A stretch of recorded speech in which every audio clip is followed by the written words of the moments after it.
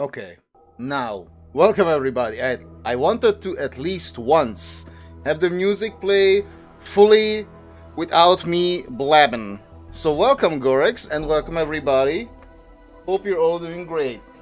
And yes, I am about to update my journal.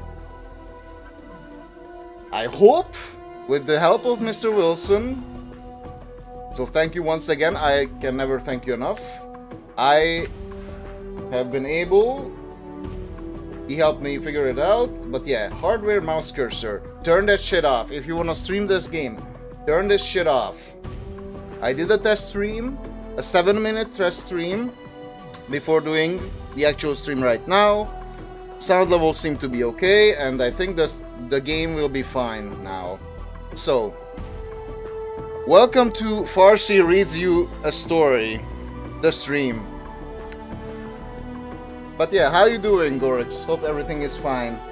I saw you posted stuff about playing Dragon Quest VII, the remake, I think. Is it the remake that you're playing or the original? I think you're playing the remake, right? Because that was the thing that we were excited about.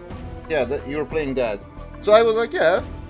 I am also playing a little bit of an RPG stuff. Like I also posted the Farseer clip.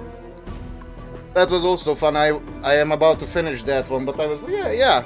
Let's start a different RPG. Something more in the Dungeons and Dragons bit.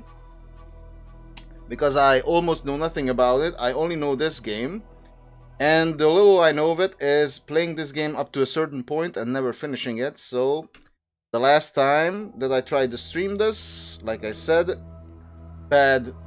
It was not optimized well, so now it's optimized well. Did a test stream, should all be fine. So let's go over what character I'm going to make, because the name you cannot change, the nameless one. But yeah.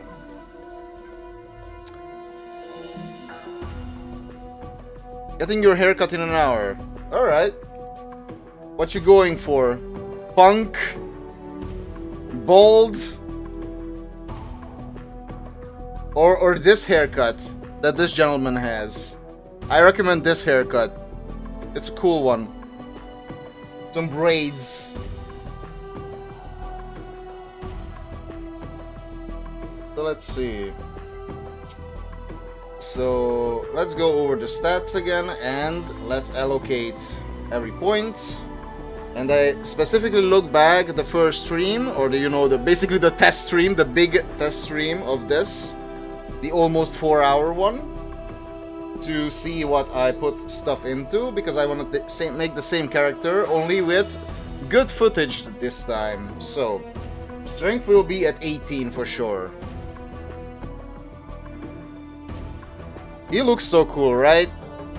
I love how this guy looks.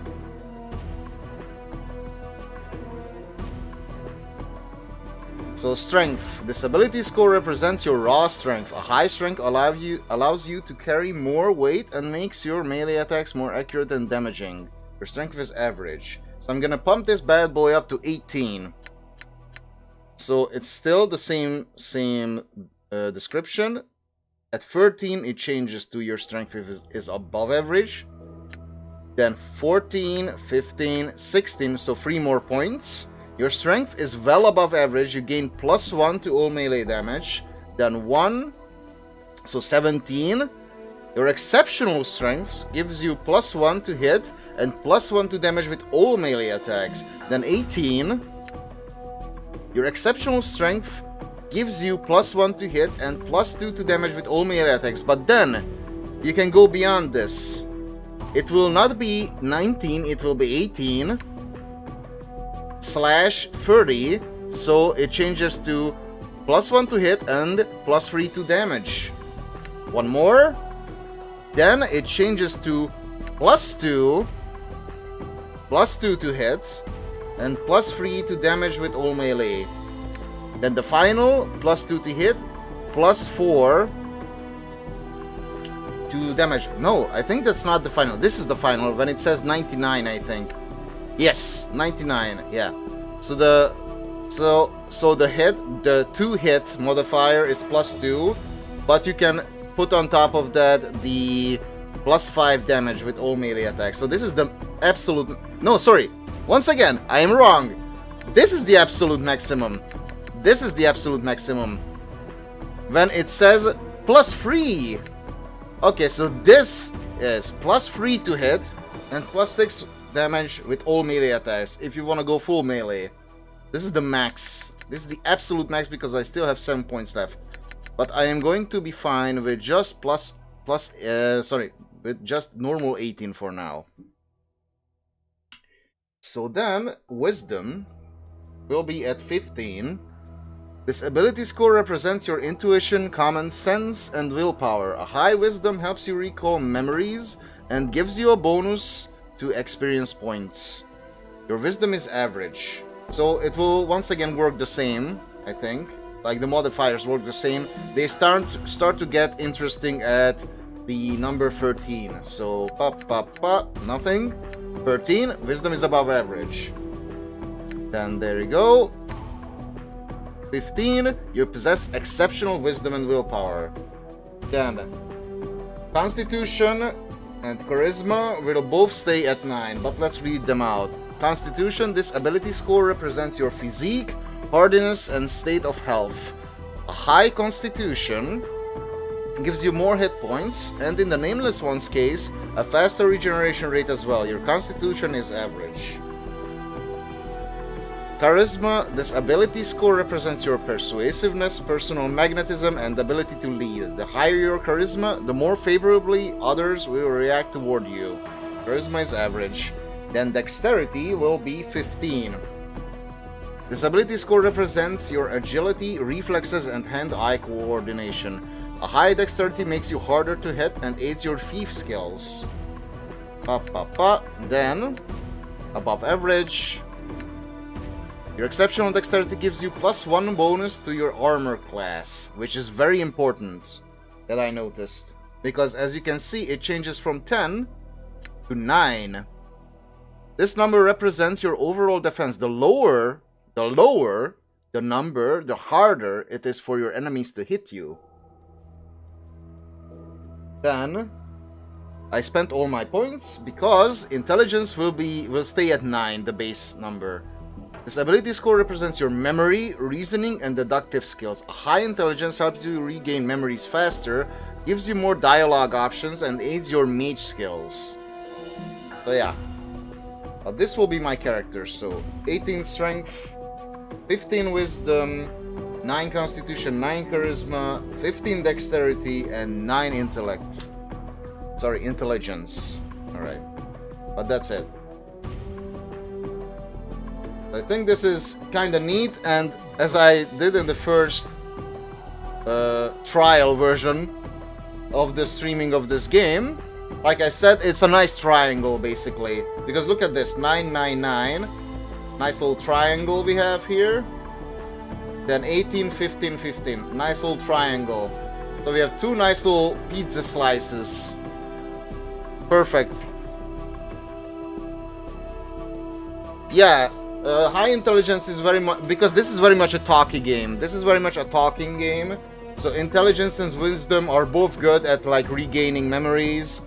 Helping you with... especially like... Wisdom, it says, yeah, bonus to experience points. So I think this helps you level faster.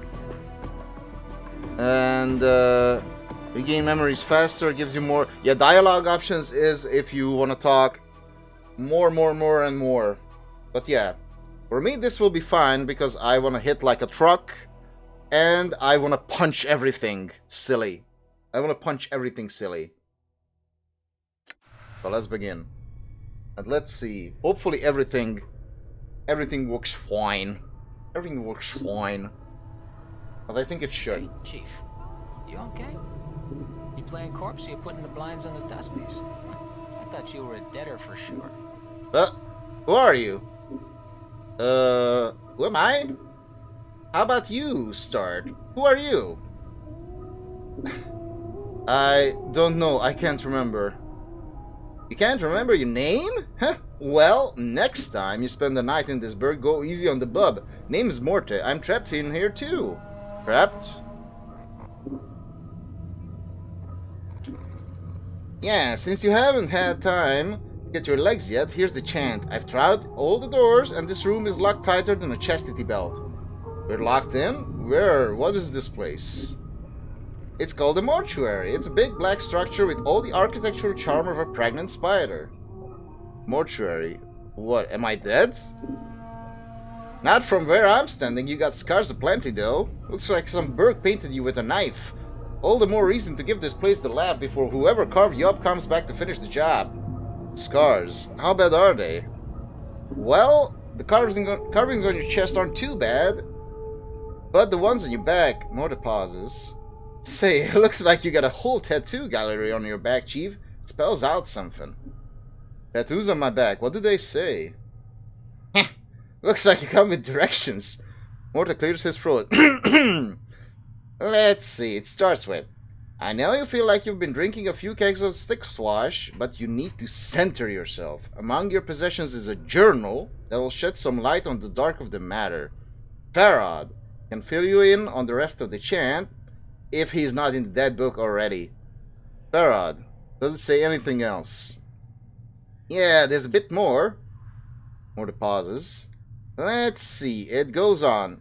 Don't lose the journal or we'll be up the sticks again. And whatever you do, do not tell anyone who or what happens to you, or they'll put you in the quick pilgrimage to the crematorium. Do what I tell you. Read the journal, then find Farad. No wonder my back hurts. There's a damn novel written there. As for the journal I'm supposed to have with me, was there one with me while I was lying here? Nah, you were stripped to the skins when you arrived here. Besides, looks like you got enough of a journal penned on your body. What about Farah? Do you know him? Nobody I know, but then again, I don't know many people. Still, some Burgs got to know where to find Farad. Once we get out of here, that is. How do we get out of here?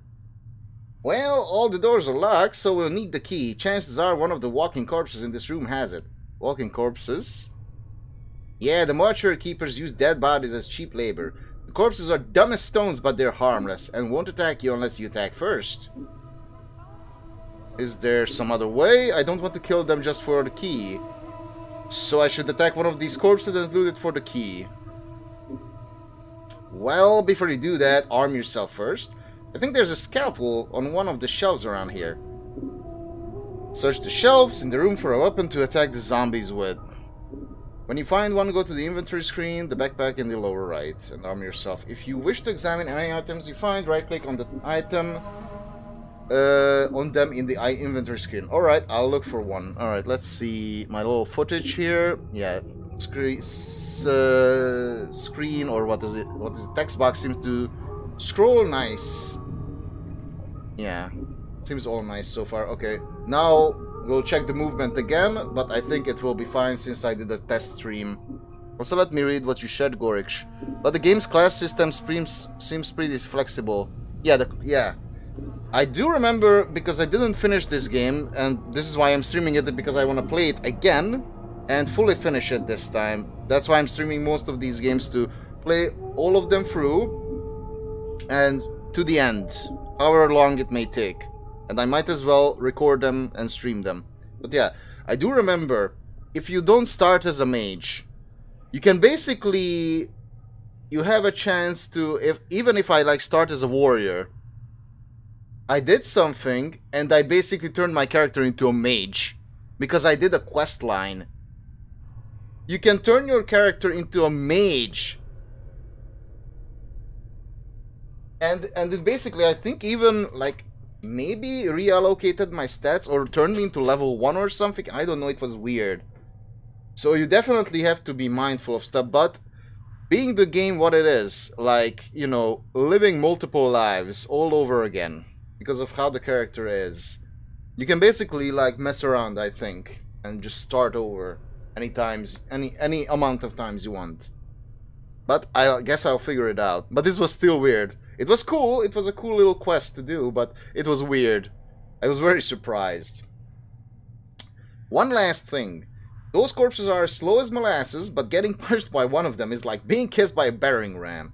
If they start getting an edge on you, remember you can run, and they can't. Use it to keep some distance if you need to recover. Note to run, either toggle run in the options screen or hold down the shift key and left click on the area you want to run to. If you are in danger of dying, use running to keep your distance from the zombies while you recover. Alright, thanks for the advice.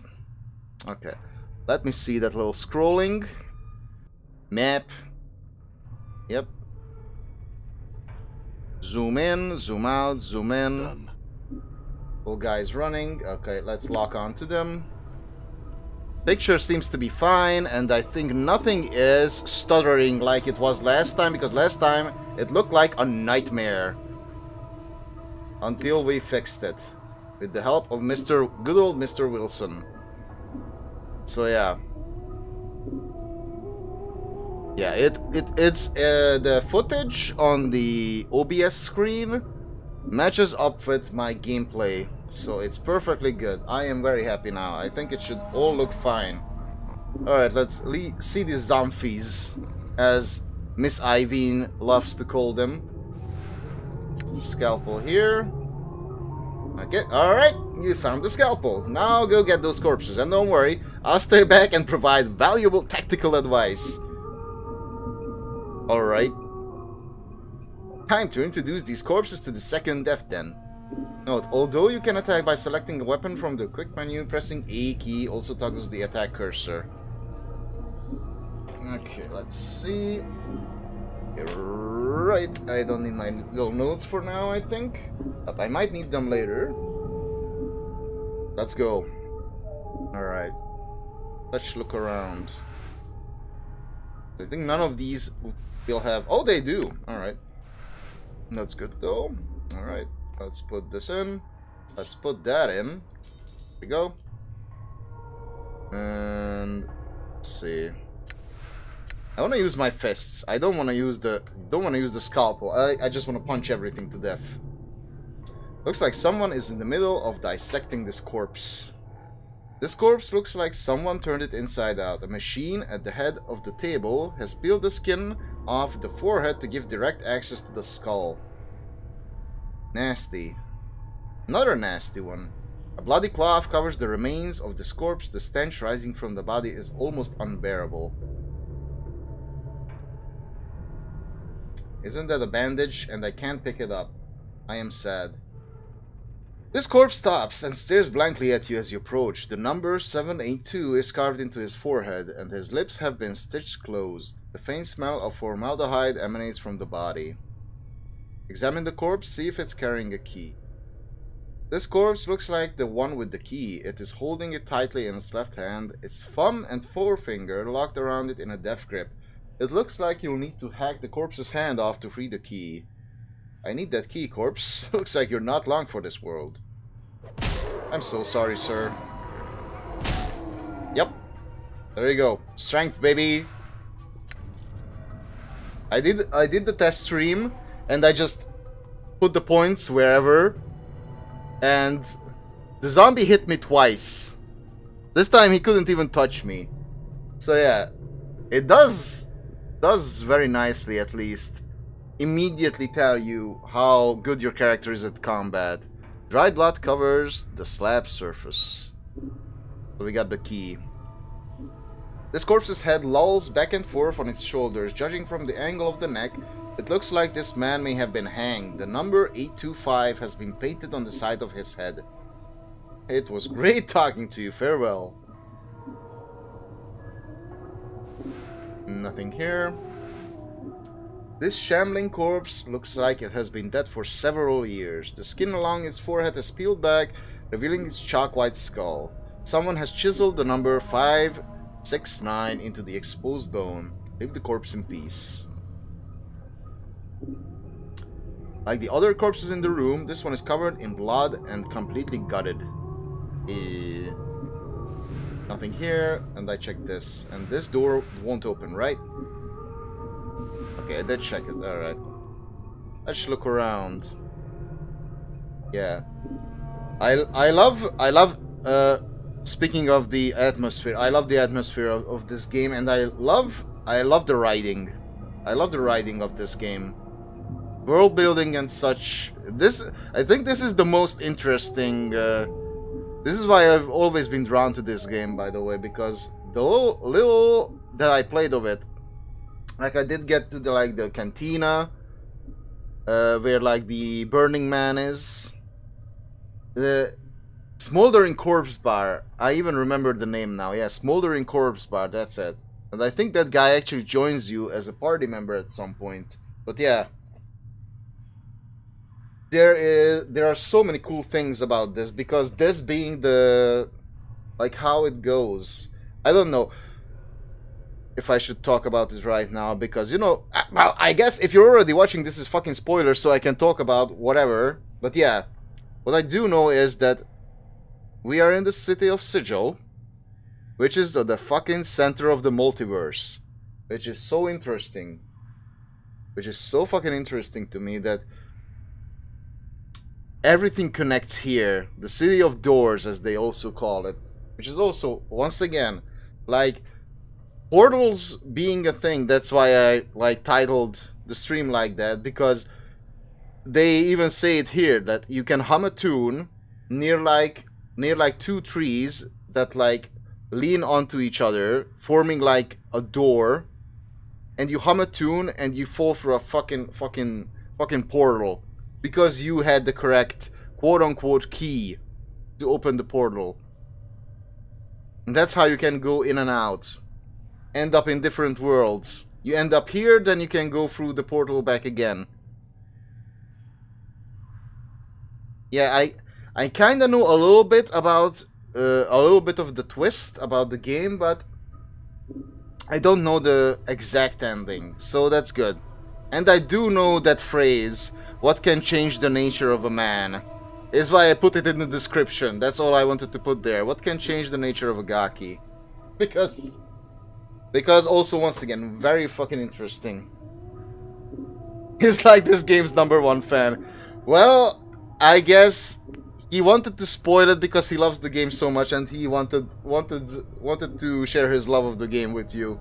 But yeah, that can happen if that's the case. Alright, Morty. Psst. Psst. Some advice, Chief. I've kept it quiet from here on. No need to put any more corpses in the dead book than necessary, especially the femmes. Plus, killing them might draw the caretakers here. I don't think you mentioned it before. Who are these caretakers? They call themselves the Dustmen. You can't miss them. They have an obsession with black and rigor mortis of the face. They're an adult bunch of ghoulish death worshippers. They believe everybody should die, sooner better than later. I'm confused. Why do these Dustmen care if I escape? Weren't you listening? I said the Dusties believe everybody's got to die, sooner better than later. You think the corpses you've seen are happier in the dead book than out of it? The corpses I've seen here, where did they all come from? Death visits the plains every day, Chief. These shamblers are all that's left of the poor sods who sold their bodies to the caretakers after death. Before you said something about making sure I didn't kill any female corpses. Why? What? Are you serious? Look, Chief, these dead chits are the last chance for a couple of hardy bashers like us. We need to be chivalrous. No hacking up for keys, no lopping their limbs off, things like that. Last chance? What are you talking about? Chief? They're dead. We're dead. See where I'm going? Eh? Eh? Wink, wink, nudge, nudge. Just to repeat myself. Wink, wink, nudge, nudge. Nope. No, I don't actually. Chief, we already got an opening line with these limping ladies. We've all died at least once. We'll have something to talk about. They'll appreciate men with our kind of death experience. Wait, didn't you say before that I'm not dead? Well, alright, you might not be dead, but I am. And from where I'm standing, I wouldn't mind sharing a coffin with some of these fine, sinewy cadavers I see here. Morty starts clacking his teeth as if in anticipation. Of course, the caretakers would have to part with them first, and that's not likely. Alright, I'll try and remember that. Look, Chief, it's obvious you're still a little addled after your kiss with death. So I got 2 bits of advice for you. 1, if you got questions, ask me, alright? To speak to a party member, select Talk option from the quick menu, then left click on the party member you wish to speak to. Alright? If I have any questions, I'll ask you. 2nd, If you're half as forgetful as you seem to be, start writing stuff down. Whenever you come across something that might be important, jot it down so you don't forget. If I had that journal I was supposed to have with me, I'd do that. Start a new one then, Chief. No loss. There's plenty of parchment and ink around here to last you. Alright, it couldn't hurt. I'll make a new one then. Use it to keep track of your movements. If you ever start to get cloudy on important things like who you are, or more importantly, who I am, use it to refresh your memory. Note to access your journal. Select the journal button on the quick menu. Your journal will automatically update it throughout the game. Alright, I got it. Let's go. Updated my journal. Updated my journal. Yeah, you have to thank him for getting you into it. You haven't finished it yourself. Well, you can watch along for as long as you like, or even watch back later if you're interested. Why I make these streams and turn them into VODs. They have a nice little catalog of playthroughs. Have some fun. Chat with people. Learn to read. I can learn to read and speak English because I have a skill issue in it. But yeah. Either way. I do recommend, I think, to play it yourself if you don't want to get... I don't know. Can I even say that spoiled? Because, you know... But you know what? Yeah. You know what? I don't think you should mind spoilers. I once again want to mention that. Like I mentioned it with Stranger of Paradise, and right now I am watching like Shape play Neo 3. It doesn't matter. Even if you get spoiled, spoilers are almost always unavoidable, I think. Especially nowadays. But even if you get spoiled on something, like, you know, details, story bits, whatever. If it's a game, you can still play it yourself and experience it for yourself, because you will be the one playing and you will be the one that needs to get to the end. Especially with this kind of game, where maybe the ending will be the same or almost the same, or there will be a little bit of difference, but either way, you will need to get there yourself. Updated journal, count 1, yes. So yeah, what I would say is, even if you get spoiled on anything, regarding games at least, it would be my advice to always still play it yourself. Like Stranger of Paradise, I watched Poofer play it. Mr. Poofer Llama played it. I watched the whole story. I watched the whole gameplay. Guess what? I played it all myself. Still hit me the same when I reached the same ending again myself, because it was me playing. I had to get there myself, and the story still hit the same. It doesn't matter. It didn't matter to me.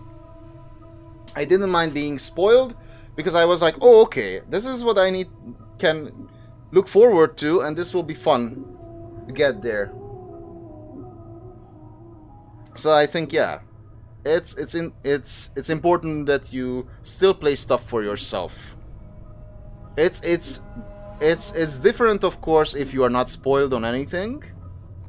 But even if you get spoiled, don't worry about it too much. You shouldn't pass up something because you already know the details or how it ends or whatever.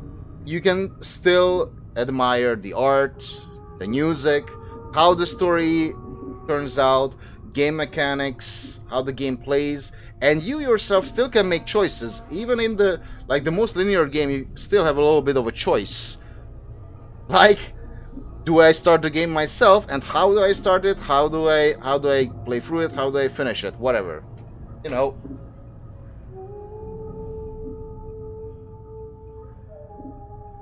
Dragon Quest XI and Final Fantasy IV still hit hard, even though I get spoiled on some things. Yeah, there you go. So yeah, always always still experience everything for yourself. Because the ones who spoiled it will be not there when you do it yourself.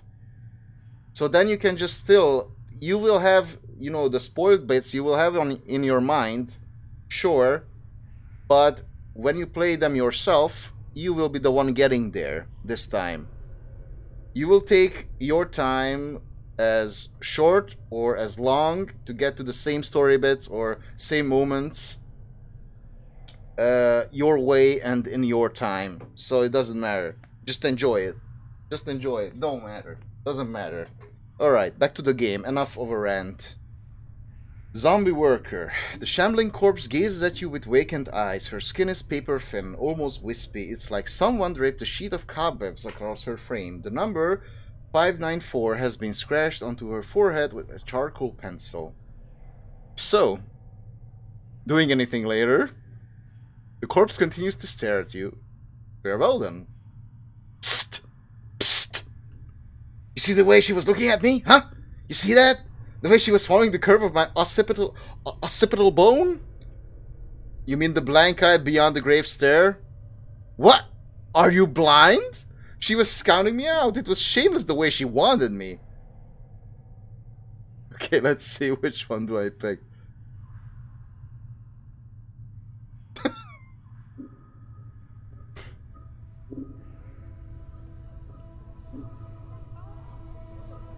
I think you and your imagination need some time away from each other. Yeah, whatever. When you've been dead as long as I have, you know the signals. They may be too subtle for you to pick up on, but that's why I'll be spending my nights with some luscious recently dead shit while you're standing around going, huh? What's going on? Where's my memories? Whatever, Marta, let's go. The left side of this woman's face looks as if it was caved in with a club, and her flesh sags in bruised, swollen clumps over her ruined skull. The number 626 has been stitched onto the corpse's right cheek, just below the eye. Leave the corpse in peace. Bloodstains, rust, and other remains cover the surface of this metal slab. It is much larger than most of the other slabs and is sitting on a platform that allows it to be rotated. Same description, alright.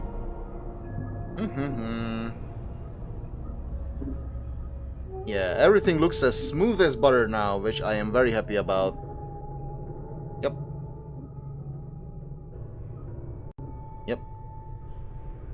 But let's check anyway. Oh, wait. Like this. Go. Then we do this. It's all nice. All nice. Toggle AI. Well, I might as well toggle it on.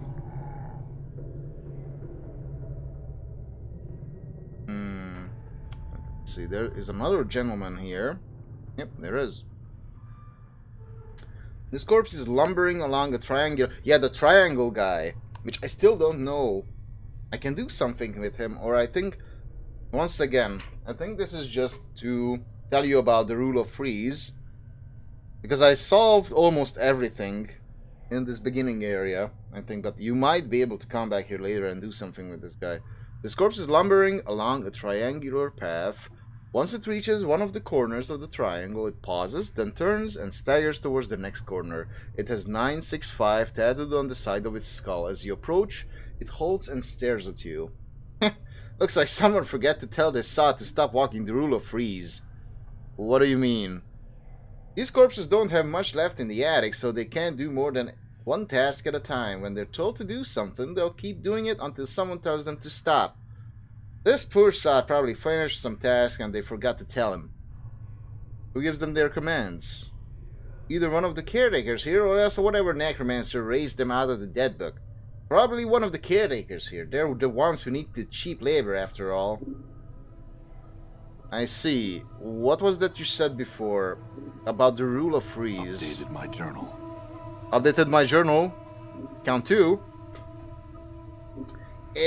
Well, the rule of freeze is one of those laws, quote unquote, about the planes, about things tending to happen in freeze, or everything's composed of free parts, or there's always free choices, and so on and so forth. You don't sound like you hold much faith in it. It's a lot of wash, if you ask me. If you look for a number, any number, and try to attach some great meaning to it, if you're going to find plenty of coincidences. Understood. I wanted to examine this zombie a bit more. So, why are you walking in a triangle? The corpse stares at you blankly. Leave the corpse in peace. And so we shall for now. Nope. Where are my fist irons? I need my fist irons. Receiving room logbook. Okay, that's good. Yes. Yes. I got my punchies. I got my punchies. Yes. Fist irons. Yes, baby. Damage 2, 4 crushing. Speed 1, weight 1, proficiency. Fists not usable by mages. The screwed iron bar is designed to slip over the fist, with the thick portion resting in the palm and the iron ring facing outwards over the knuckles. While wearing these fist irons, a single punch can shatter someone's jaw. Okay, important note. Many weapons in Torment do similar amounts of damage, but the type of damage each weapon does varies. Some creatures are more vulnerable to certain types of damage than others. If your current weapon isn't doing much damage against the creature, chances are it is resistant to it. Switch off weapons and see which works best. Bandages. This is a roll of bandages useful for stanching minor wounds. Staunching? I never know. But there is like a word, right, that has a U in it. Like S-T-A-U. Staunching. Or whatever. It's stanching now, I guess. Stackable items, yep. And we can like divide them. If you click twice, you can like separate the items into other stacks. Oh yeah, also, look at this guy. He can carry 200 fucking pounds. 90 pounds. Oh yeah, baby. But also, look at this guy. Armor class. He is very much a dodgy guy. Because he's a floating skull. Makes sense. Mortis Bite. Default weapon. Damage 1, free piercing. Speed 1, weight 0, proficiency. Fists. Don't ask. Mortis Bite is lethal and he can masticate someone to death. As long as his quick weapon slots are not all filled, Morty can always select Bite as his current weapon. Mortis Bite is his default attack. Although the amount of damage he can do with his bite is relatively small, it allows him to attack quickly, which can infuriate any mage who's trying to cast a spell, which sounds hilarious. Scalpel. So this is piercing. Damage 1, free piercing, speed 1, weight 0, proficiency edged, not usable by priests. The simple surgical cutting tool looks like it's seen a lot of use. Okay, receiving room logbook. Weight 2. This huge logbook lists mortuary procedures in a tight crab script. All shells entering the mortuary are to be delivered to the receiving room and logged with the scribe on duty before being embalmed or cremated. The records are to be checked to determine if the shell is one of the contracted, and if so, do not prepare the shell. Move the shell to one of the preparation rooms, contact the scribe on duty, and notify him that the contracted shell is to be raised. Be certain that the shell is thoroughly stripped of its possessions before being sent to the preparation rooms. The contracted workers are intended for simple manual labor and do not have the capacity to search and strip a shell. The faction is not responsible for any possessions lost or items stolen by collectors who have brought the shells to the mortuary. The shell's possessions are to be stored in the receiving room until an initiate can be sent to claim them. Please catalog all possessions in the logbook. Following this is a list of thousands of entries of bodies that have been sent to the receiving room. As you flip through the rest of the book, however, you notice the last page has been cut out, which we need to find, because that will have some important info on it. Okay, look at these. Nothing. Nothing. And we have doll here, right? Okay, so looted all of these containers. Oh, this is also a cute little thing here. Yeah, there you go. Show walkable path. That's one cute thing. Then the other cute thing I want to do is come back here. So we have triangle guy here. This was in the original version of the game too, because this is the enhanced version. This was in the original version too. You can add notes, which I love, because I usually love to take notes myself, and I still have it. That's how I put in my nice little stats at the beginning because I looked back my footage from the last time and just wrote them down on pen and paper because I do love my pen and paper stuff. I love to take notes. I always have this little notebook with me while I'm playing anything. I even have my little Signalis notes here, which I need to return to as well. Signalis and what is it? Ender Lilies. One of these days again. So yeah, because I am waiting still for my hands to be like cooperative until I can play action games again, and that's good. That is why it's good that I play different games all at the same time, because I can switch as I am able to play any of them. So if I don't feel like I can reliably play an action game, I can switch to something like this. So yeah, I'll put this nice little notebook here on the table. There you go. If I need to take any like actual physical notes, but here I will just write triangle guy. There you go. Triangle guy. He's right here. Right here.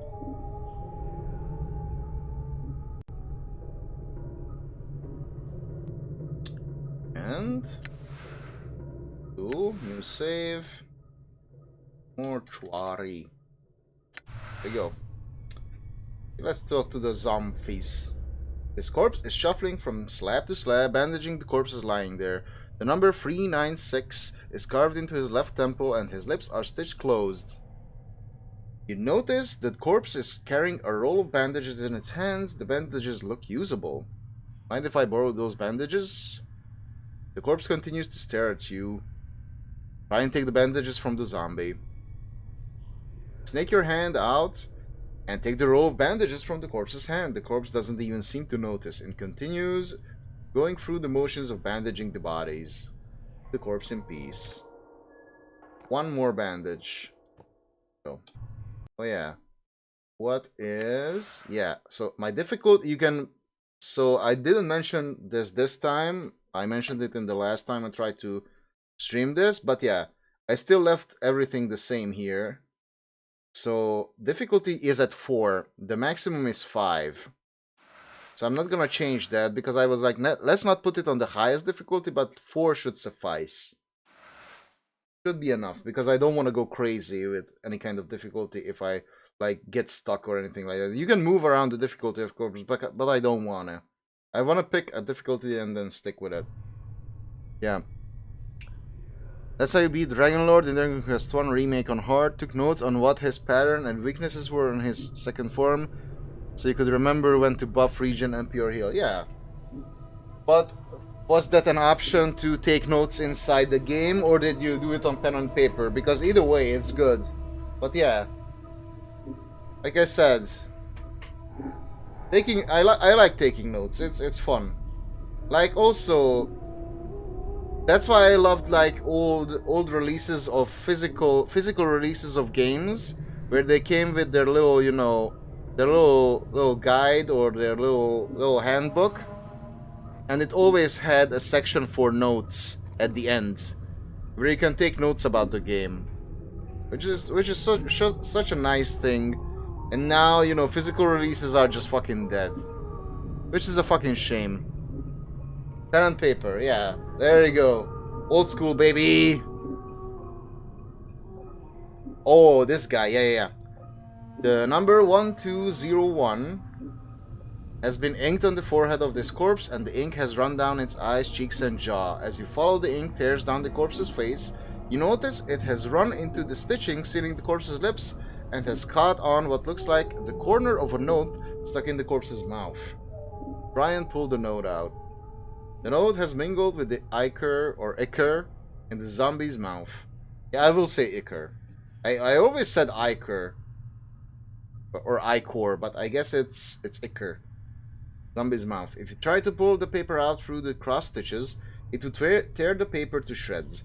Picking up the corpse to get at it looks like it will destroy the note. You'll need to find a delicate way to remove the stitches before removing the note. Use the scalpel to cut through the stitches. 250 experience, baby. You deftly slice through the stitches, sealing the corpse's mouth, and the jaw sags open. You carefully pull the note from the corpse's mouth. Despite the condition of the paper, the writing on it still appears legible. Okay, leave the corpse in peace. Now we read the nice little note.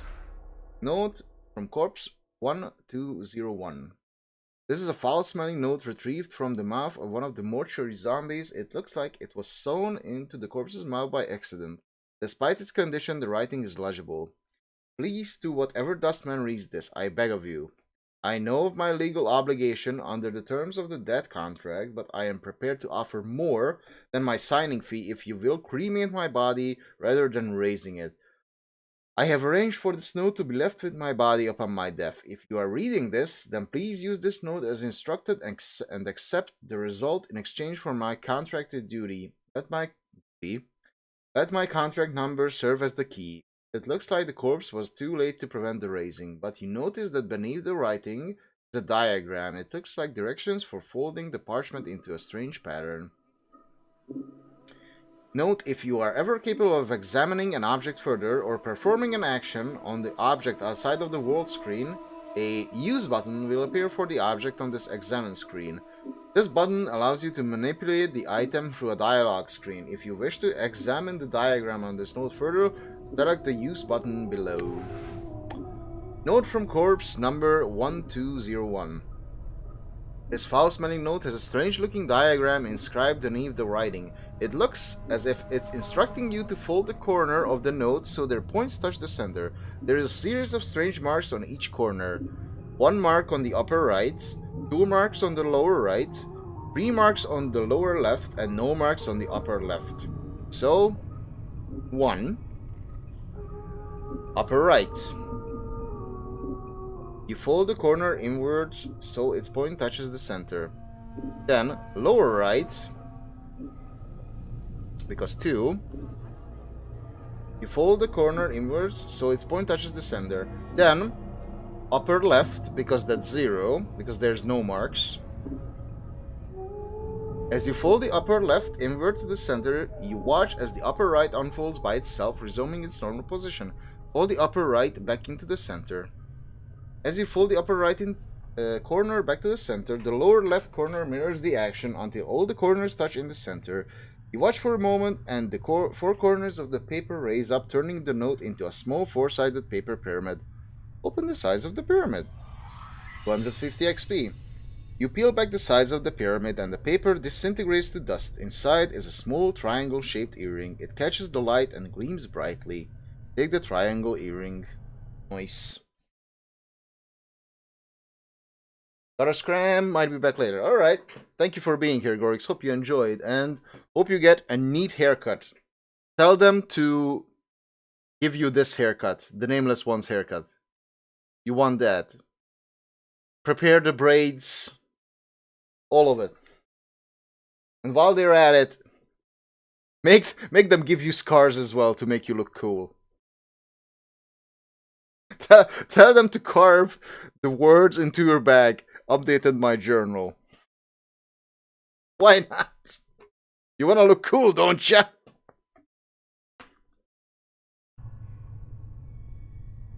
But yeah, have a good one. Be safe. Hope to see you again soon.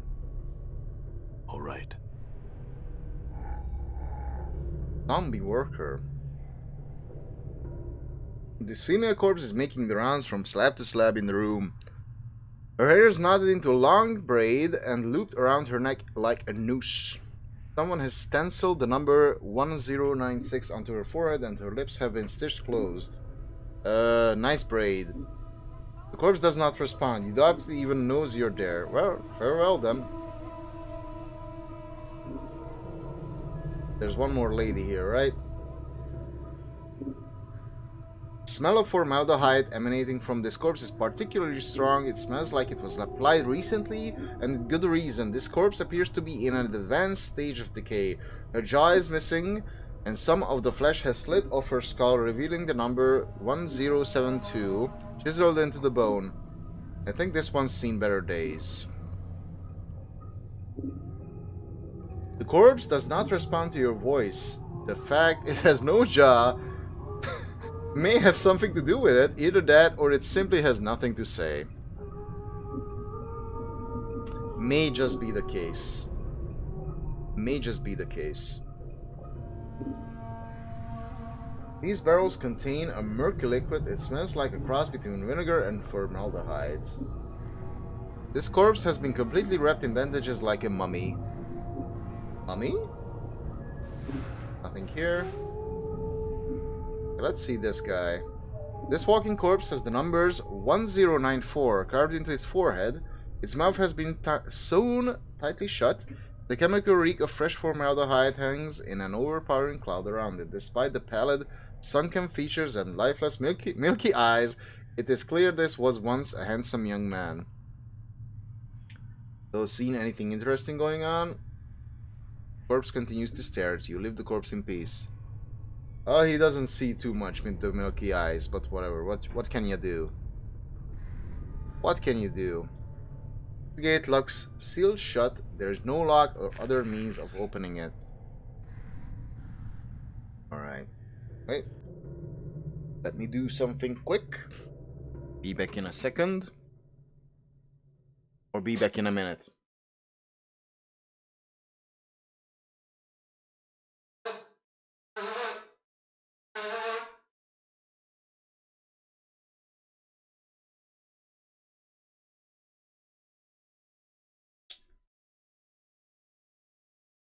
Make it 2-3 minutes because I gotta do a quick pee and something else and I'll be back.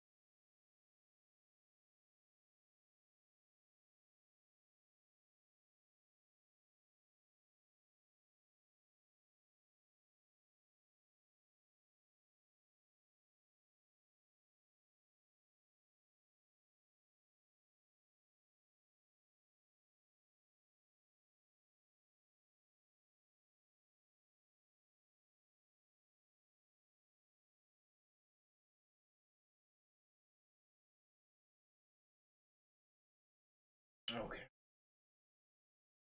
Okela. Alright. Hope I didn't take too long. Readjust myself. Here. Oh.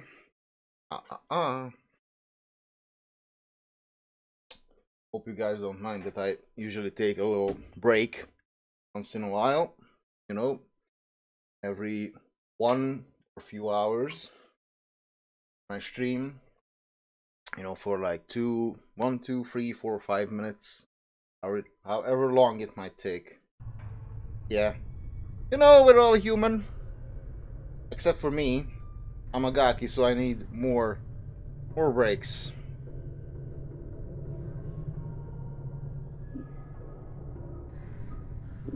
But let's speak to Mr. Doll here. The scribe looks very old. His skin is wrinkled and has a slight trace of yellow, like old parchment. Charcoal gray eyes lie within an angular face, and a large white beard flows down the front of his robes like a waterfall. His breathing is ragged and irregular, but even his occasional coughing does not slow the scratching of his quill pen. Greetings. Whoa, Chief, what are you doing? I was going to speak with the scribe. He might know something about how I got here. Look, ratting your bone box with Dusty should be the last thing. Before Morty can finish his rant, the scribe begins coughing violently. After a moment or two, the coughing spell dies down, and the scribe's breathing resumes its ragged wheeze. And we especially shouldn't be swapping the chant with sick Dusties. Come on, let's leave. The quicker we give this place the laugh, the better. Before Morty can finish, the scribe's grey eyes flicker through you. The weight of years hangs heavy upon me, restless one. He places down his quill. But I do not yet count deafness among my ailments. Restless one, do you know me?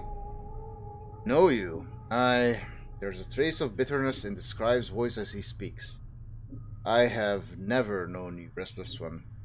No more than you have known yourself. He's silent for a moment. For you have forgotten, have you not? Who are you? As always, the question. The wrong question, as always. He bows slightly, but the movement suddenly sends him into a bout of coughing. He pauses for a moment, catches his breath. I am dull. He is very dull. No, he's not. I don't want to insult the man. He's just old. Not his fault. Perhaps you can answer some questions for me, Dal. Updated my journal. Updated my journal? 3. You know what? You know what? You know what? You know what? You know what? If Gorix gets back, or later gets back, because I think I replied too late, so you didn't hear my nice little recommendation for a new hairstyle, but I will do something. I will do something. Okay, first, let me get okay, here we go. My nice little eraser. Nice little eraser. Little space here. Turn on a light because I'm playing in the dark. Ooh, spooky. Playing in the dark. I think I know. This. Here we go. Old man and paper. There we go. Erased. Erase it more. Erase it more. No trace. Right, there you go. Also, I already written that. That's the only needs. So I can. Well, that's another title written down here for another stream. Because you know I thought of a title I don't want to forget because I don't that yet. But I want to keep that here. That's why taking notes is good, by the way. Because even though I'm only 37 years old yet, there's too much shit in my brain that I want to remember, and most of the time I cannot. Something good here on the paper, I don't like that. Well, it will go away eventually. Let's see. Okay, so let's... Okay, I did make space, but how about... Okay, this is a page for something else, so let's make a new page instead, even though I just erased stuff, but I don't need that. So, let's write down here. PLANESCAPE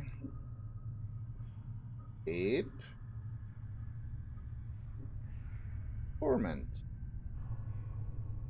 Nice little pen. Pencil. Because, you know, it's graphite. You can erase it with an eraser. Underline it. PLANESCAPE TORMENT. Then, important first thing.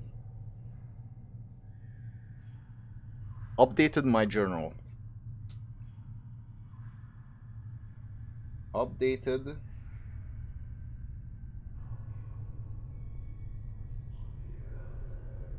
journal.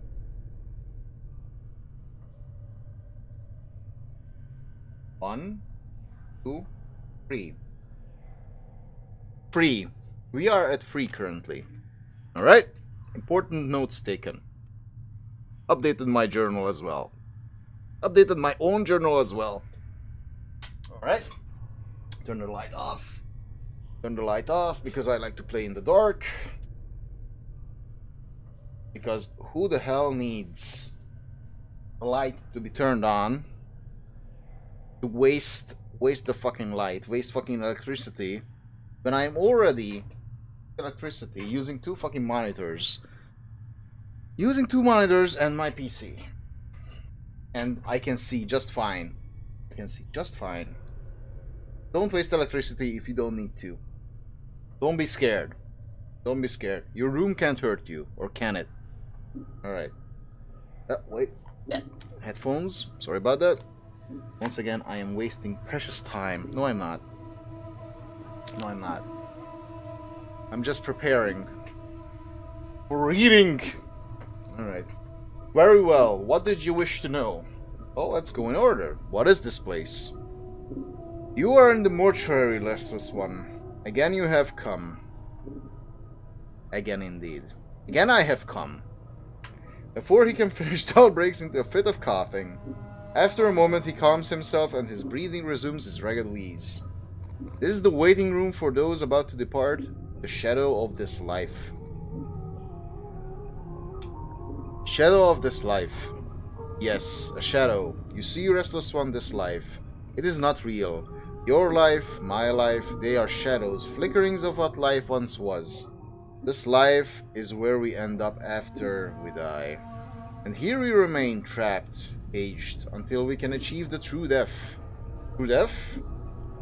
True death is non-existence, a state devoid of reason, of sensation, of passion. Dahl coughs, then gives a ragged breath, a state of purity.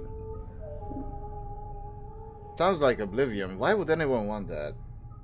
Is it worse than remaining in the shadow of what life once was? I think not.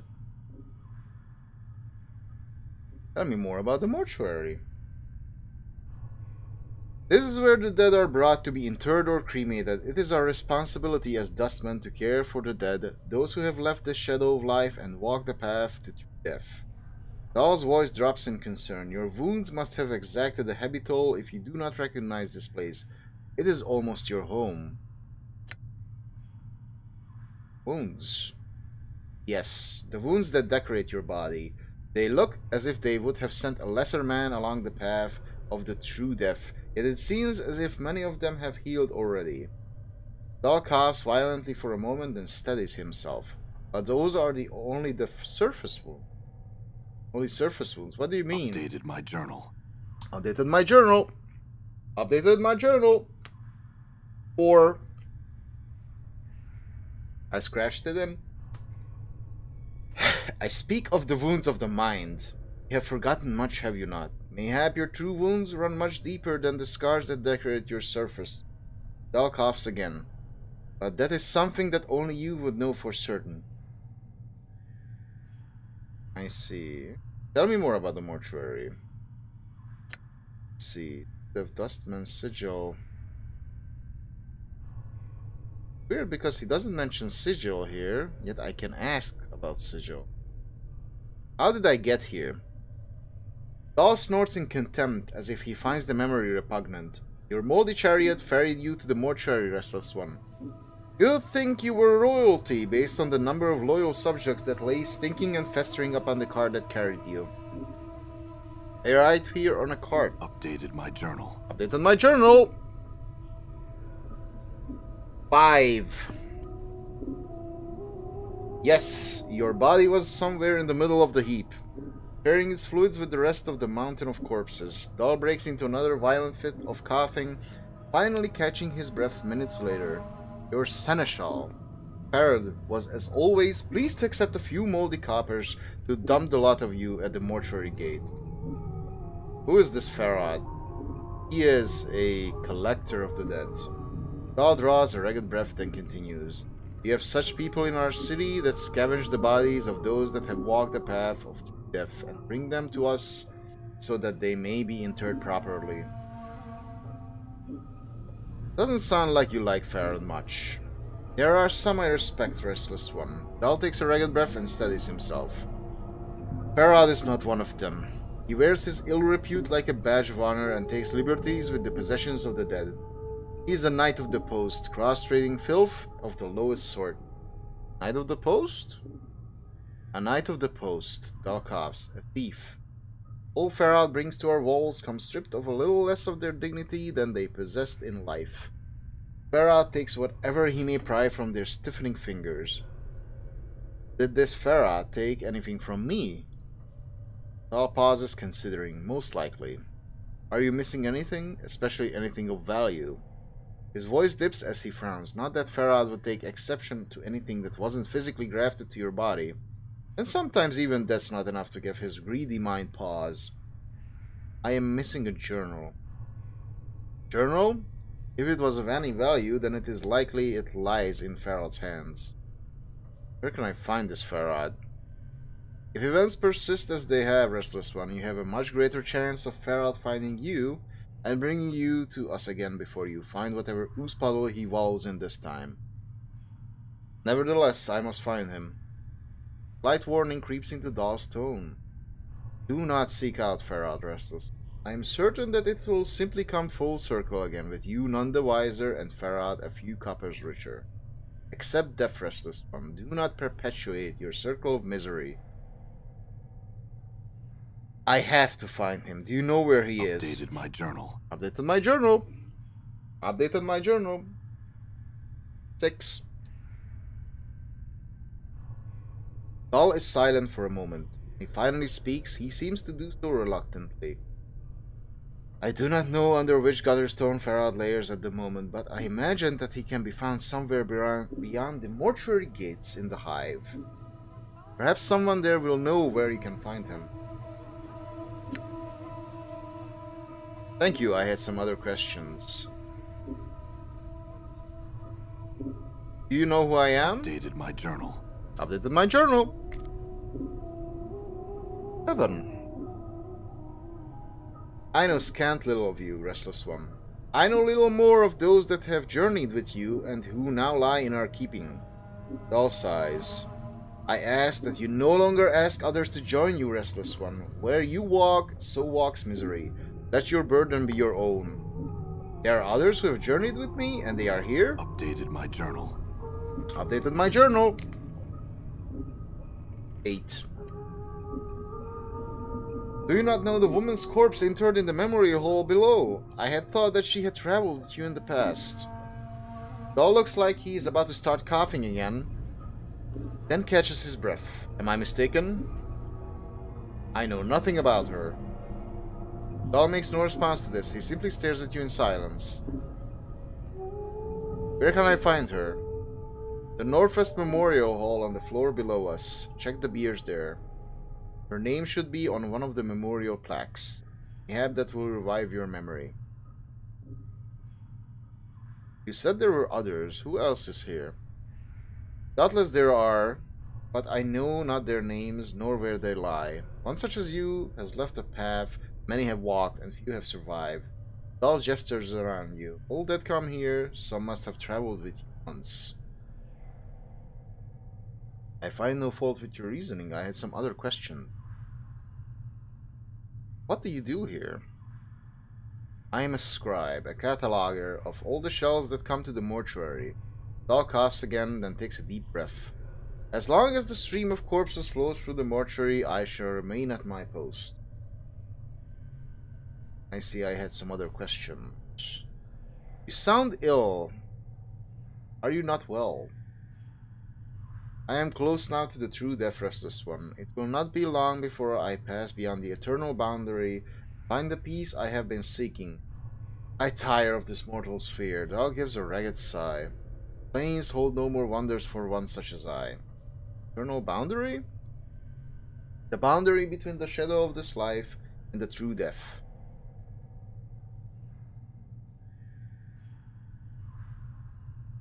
True death. True death? True death is non-existence, a state devoid of reason, of sensation, of passion. Talkovs then gives a ragged breath. A state of purity. Yeah, I did this already. What else? Can you tell me... Yeah, very well. What did you wish to know? Can you tell me how to get out of here? The front gate is the most obvious exit, but they will not let anyone other than dustmen pass. Dahl breaks into ragged cough and continues. One of the guides by the front gate has a key to it, but it is unlikely he will open it for you unless you are extremely persuasive. I see. I had some other questions. Very well, what did you wish to know?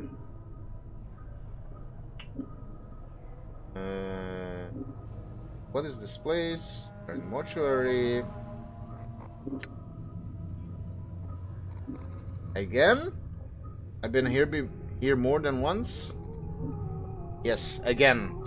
You have been brought here many times before, restless one. I had hoped that this time would be your last. Considering the wounds you had sustained, he sighs. When will you give up your passions and leave the shadow of life? Restless one? Restless is as good a term as any. Dahl draws a ragged breath. Something keeps you here, does it not? Something that must be resolved, some passion that must be quenched before you can reach the true death. Tell me some more about the mortuary. Sigil. Alright, yeah, I can still ask about Sigil. Dustmen. We Dustmen are a faction, a gathering of those of us that recognize the illusion of this life. We await the next life and help others on their journey. Perhaps you can explain why the Dustmen want me dead. Dahl sighs. It is said there are souls who can never attain the true death. Death has forsaken them, and their names shall never be penned in the dead book. To wake from death as you have done, suggest you are one of these souls. Your existence is unacceptable to our faction. Unacceptable? That doesn't sound like it leaves me in a good position. You must understand, your existence is a blasphemy to them. Many of our faction would order you cremated if they were aware of your affliction. You're a dust man. But you don't seem to be in favor of killing me. Why not? Because forcing our beliefs upon you is not just. You must give up this shadow of life on your own, not because we force you to. Dahl looks about to break into another coughing jag, but he manages to hold it in with some effort. As long as I remain at my post, I will protect your right to search for your own truth. What is your post?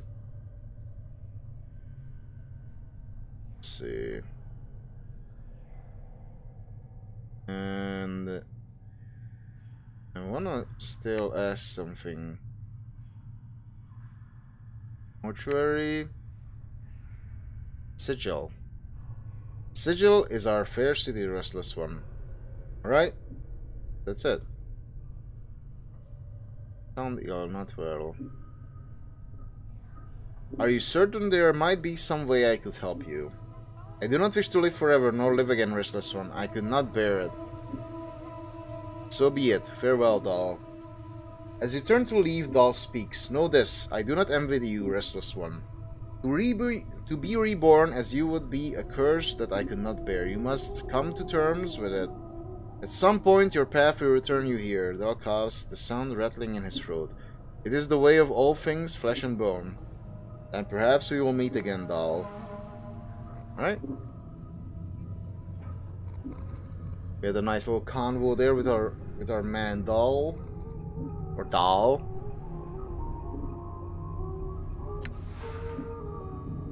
Let's write this over. Fine.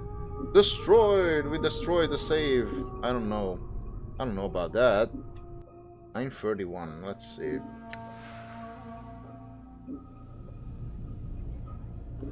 $230. What are you on about?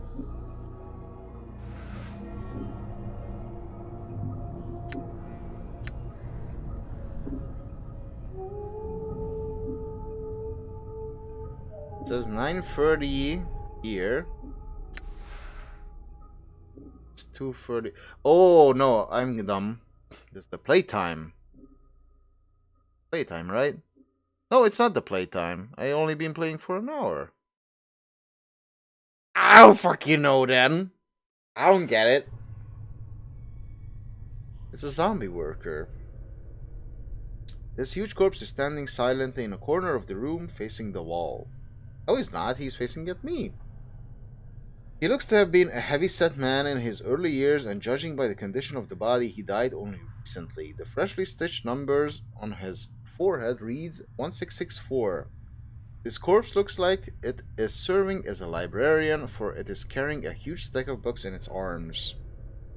Examine the books. The books appear to be old mortuary ledgers, none of them of any particular interest. As you search through the texts, however, you notice a loose page folded between two of the books. You are suddenly struck with the feeling that someone tucked it there to hide it. Take the page. The page doesn't look like it belongs with the ledgers. It looks like it belongs in a logbook. The tear is clean as if with a knife, so you suspect the page was removed on purpose. Read through it. Take a moment to read through the page. It's a list of dead bodies brought to the mortuary and locked in the receiving room. All the entries appear to be recent arrivals. Read the notes. Yep. I'm in the zombie again. I'm in the books again. Books appear to be old mortuary ledgers, none of them of any particular interest. You do another search for the texts, but you find nothing more.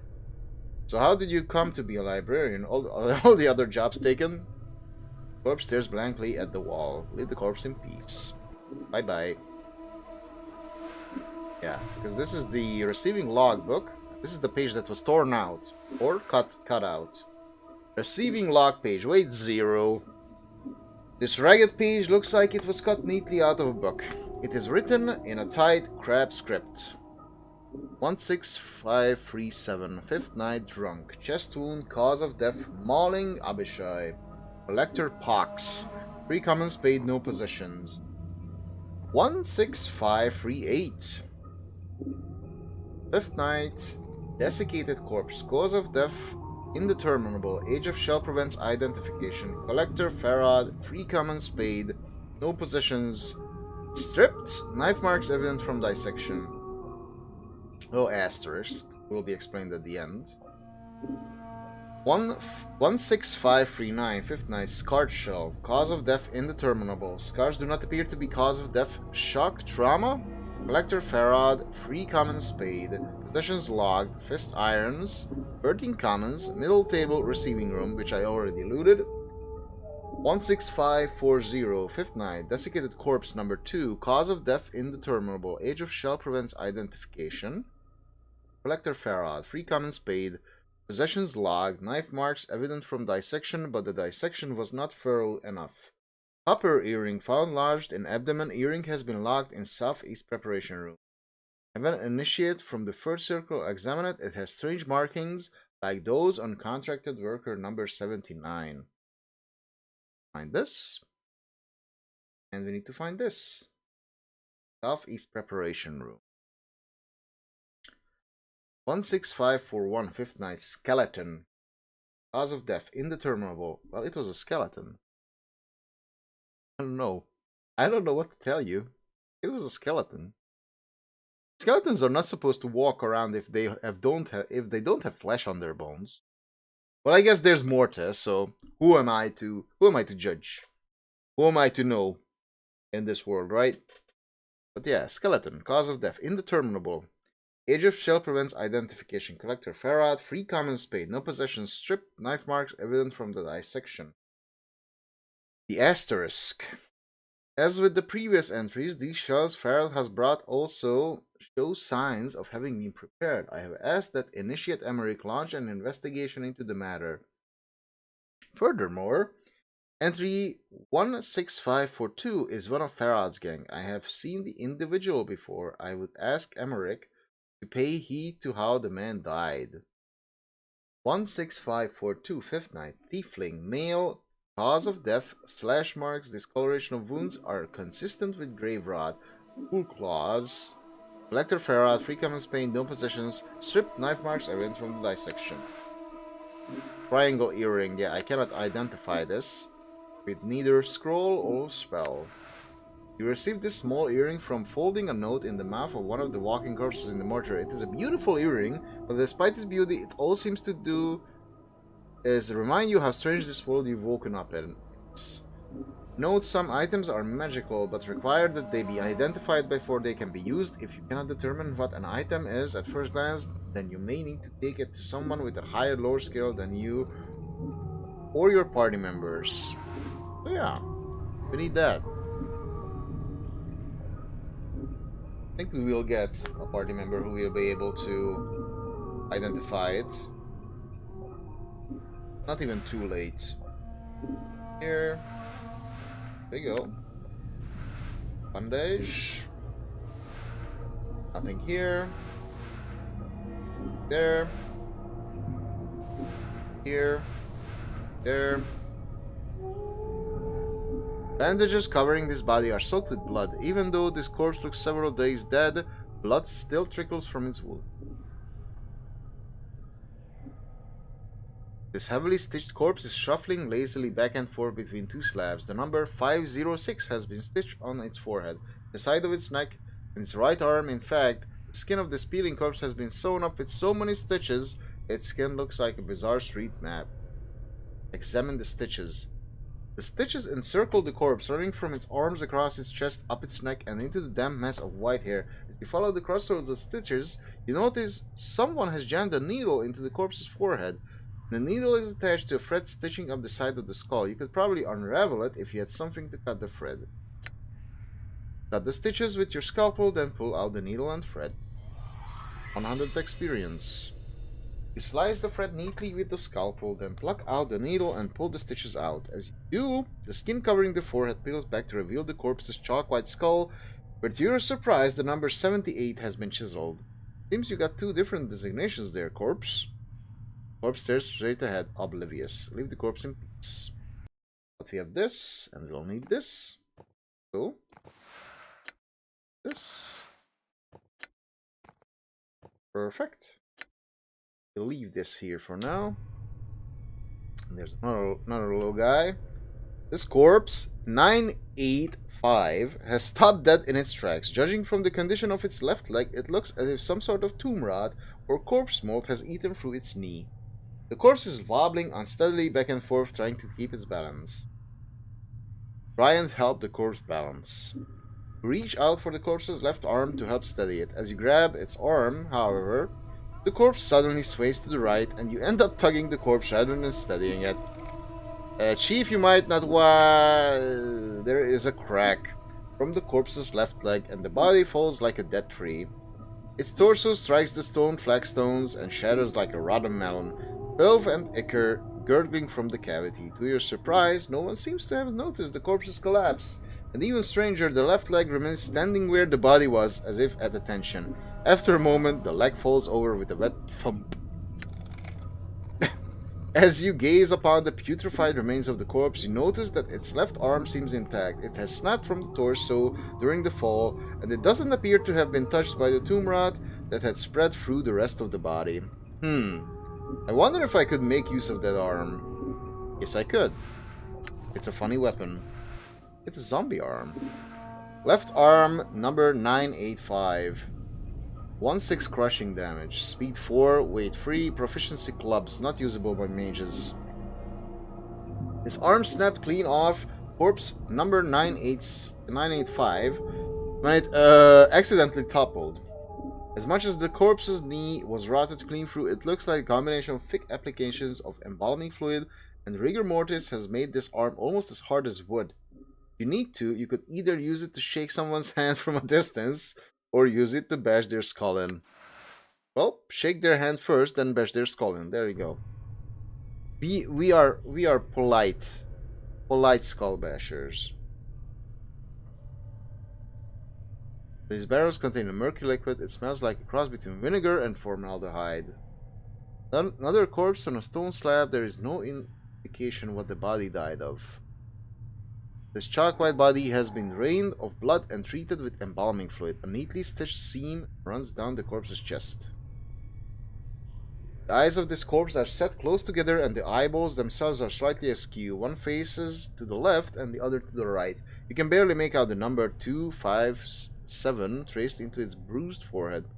It looks like the corpse has taken several blows to the head, making the number difficult to read. Don't you get dizzy with your eyeballs facing like that? There's no flicker of understanding in the corpse's eyes. They stare silently off to the left and right. The corpse in peace. The stench coming from this corpse is truly nauseating. Someone split open this man's chest and has yet to remove the internal organs. You. Let's talk to this nice lady. You see a slight young woman with pale features. The sunken flesh around her cheeks and neck makes her appear as she is starving. Seems intent on dissecting the corpse in front of her, prodding the chest with a finger.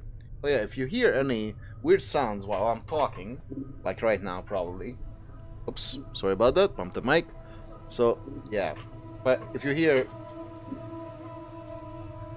some sounds, it's my chair, so I'm very sorry about that. But it will occasionally happen. So be prepared for that. But at least you know it's a person. At least you know it's a person on the other end. It's not AI. It's not an AI voice that speaks very convincingly and more convincingly day by day. Because they can do that now, even though they still sound a little bit like, you know, robotic.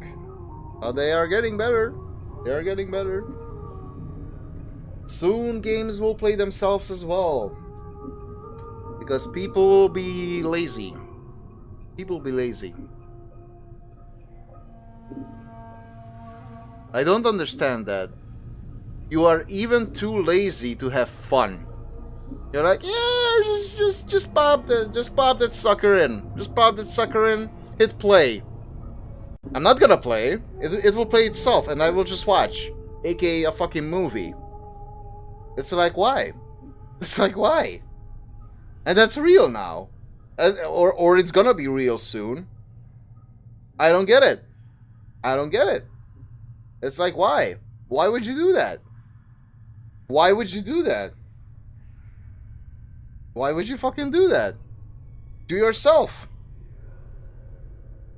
It's like, dude.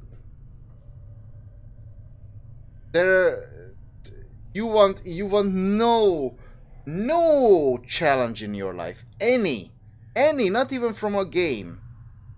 As low or high as the challenge might be in a game, you don't even want that. You just want to sit on your ass and just watch. And even then you probably will fall asleep, right? Because you're so fucking lazy. Alright. I don't get it. Is that really what people want? Alright, rant over. Rant over. Back to a game where you actually have to, you know, make choices, press some buttons, put in stats, make your character walk around. You have to do the stuff. It doesn't play itself. You know, it's an actual game you have to play yourself. But alright. Let me leave the future alone. Let it sort itself out. Greetings. The woman does not respond. She seems too intent on the body in front of her. As you watch her work, you suddenly notice her hands. Her fingers are talons. They are darting in and out of the corpse's chest cavity like knives, removing organs. What's wrong with your hands? The woman makes no response. Oh, updated my journal. Updated my journal. I have to update my journal. Wait. 9. Yeah, she's a tiefling, chief. They got fiend blood in their veins, usually cause some ancestor of theirs share knickers with one demon or another. Makes some of them addle in the head, and addle looking too. Tap the woman, get her attention. The woman jumps and whips around to face you. Her eyes are rotting yellow, with small orange dots for pupils. As she sees you, her expression changes from surprise to irritation, and she frowns at you. Greetings? She doesn't seem to have heard you. She leans forward, squinting as if she can't quite make you out. Whatever is wrong with her eyes must make her terribly nearsighted. You! She clacks her taloned fingers together, then makes a strange motion with her hands. Pintfred and embalming juice. Bring here. Dive in. Go. Go, go. You have been assigned a quest. Quests are displayed in your diary and in the quests portion of your journal. To see all the quests you've been assigned and their status, simply select quests from the journal menu. Leave. Updated my journal. Updated my journal. Updated my journal. 10. Q? Oh, I can quick save. Really? So that's Q. I'm dumb. It's not quest, it's journal. J. J. Enter. Oh, I can do that. Oh, that's cool. Alright. Well, let's see. Find Farad. From what Mortar read from the directions tattooed on my back, I need to find someone named Farad. I am not certain where to start looking. Hopefully asking some of the locals in this strange place will allow me to track him down. Find your missing journal. From what Mortar read from the directions tattooed on my back, I was supposed to have a journal with me when I woke up in the mortuary. I better find it. Hopefully it can help me figure out what's going on. Fetch embalming fluid and needle for Irene. Well, the needle I already have. A strange woman with taloned hands and tallow-colored flesh on the second floor mortuary embalming room mistook me for a zombie and asked me to fetch some embalming fluid and some needle and thread for her. There must be some around the mortuary. Completed, assigned, journal. Morte. Morte is a talking skull. His sole weapon seems to be his mouth, whether it be taunting or biting. He seems to be along for the ride, whether you want him around or not. You are somewhat curious as to how he is able to float around. He just does. Nameless one, aka me. You are nameless. You awoke on a slab in the mortuary in Sigil, covered in scars and tattoos, your memory gone. Who has done this to you and why? You don't know yet, but you're going to find out. Doll. This elderly scribe looks very old. His skin is wrinkled and has a slight trace of yellow, like old parchment. Dead charcoal gray eyes lie within an angular face, a non-human face, as the ears narrow to points. A large white beard flows down the front of his black robes like a waterfall. He coughs occasionally. The book he works in front of is huge and seems to contain many names. Dustman female. Oh, she looks nice. I might want to work here. The ladies look this fine. This is a pretty face. Come on. Come on, don't tell me she doesn't have a pretty face. That's a nice face. That's a good old goth girl. That's a good old goth girl. Look at her hair too. She looks cool. She looks neat. She looks hot. Right? Right? She might be a little bit dusty or something, I don't know. The dustmen are the caretakers of the mortuary, a huge morgue filled with bodies. The faction seems to be a pretty somber bunch, rarely showing expression or interest in anything. She's just goth. That doesn't mean she's... or maybe, I don't know. She's cool, I don't care. I don't care. Rarely showing expression or interest in anything. They seem intent only upon taking care of all the dead bodies that come into the mortuary. Yeah, goths, alright? Cataloging them, preparing them, then burying them somewhere. Sounds like fucking goths to me. They're cool. They sound cool to me. I don't know. The only uncool part is them trying to kill me. They can wait. They should wait until I drop dead. That would be appreciated. Zombie female and male. Same description. And I think the Dustman male also will be the same description, just different pictures. So, zombies are mindless corpses animated by necromancy. Unlike skeletons, zombies still have a great deal of flesh attached to their frame, and this is both an advantage and disadvantage. It makes them tougher and stronger than skeletons, but at the same time, rigor mortis hinders their movement, making them much slower than a normal human being. Although zombies move and attack very slowly, their great strength becomes apparent when they catch a target. Their blows are capable of killing a normal human being with a single punch. It's no good. Journal. Hey there, Queen of Blades. Is it the Queen of... wait. No, Queen of Blades is Kerrigan. I'm dumb. Queen of Blades is Kerrigan in StarCraft. But she also always reminds me of her. But yeah, no. What is the name? The name. I mean, I will see it again, like mentioned. But one thing you should know about her: you do not talk about her. You do not talk about her if you can avoid it. And you especially, because I do remember that, you especially do not worship her. She doesn't like that. She doesn't like that. I do still remember this from watching Spoonie, back in the day when he talked. Oh my god, we are here. That's a lot of shit that's already... Alright. Huh. But really? Like everything is here. That's cool. Wow. Alright. You know what I'm gonna do? You know what I'm gonna do? Like, reading these, that's fine. So what I will do is I'm not gonna read these now. This will be good when, you know, I end the stream and I want to continue in a part 2. I will, you know, load the game again and then read through all of this as a good reminder for myself and everyone else watching who missed anything, because this is a nice little summary of everything up to the point where I'm continuing from. So this is pretty neat, I think. That's great. Maybe I should start keeping a journal in real life. Or not. Probably not. I think I tried it once, but I was like, bleh. Bleh. It's like bleh. But I rather just take small notes. I usually love that better. Like, I'm not gonna take a fucking journal. It's like, oh man, just writing down everything. Let's do that. Too much. Bloodstains, rust, and other remains cover the surface of this metal slab. It is much larger than most of the other slabs and is sitting on a platform that allows it to be rotated. I mean, I do like the concept of a journal, especially like, you know, like leather-bound journal. It's neat. It's kind of fun. It's like keeping like nice little memoirs for yourself. Maybe I should do it. Maybe it would be neat.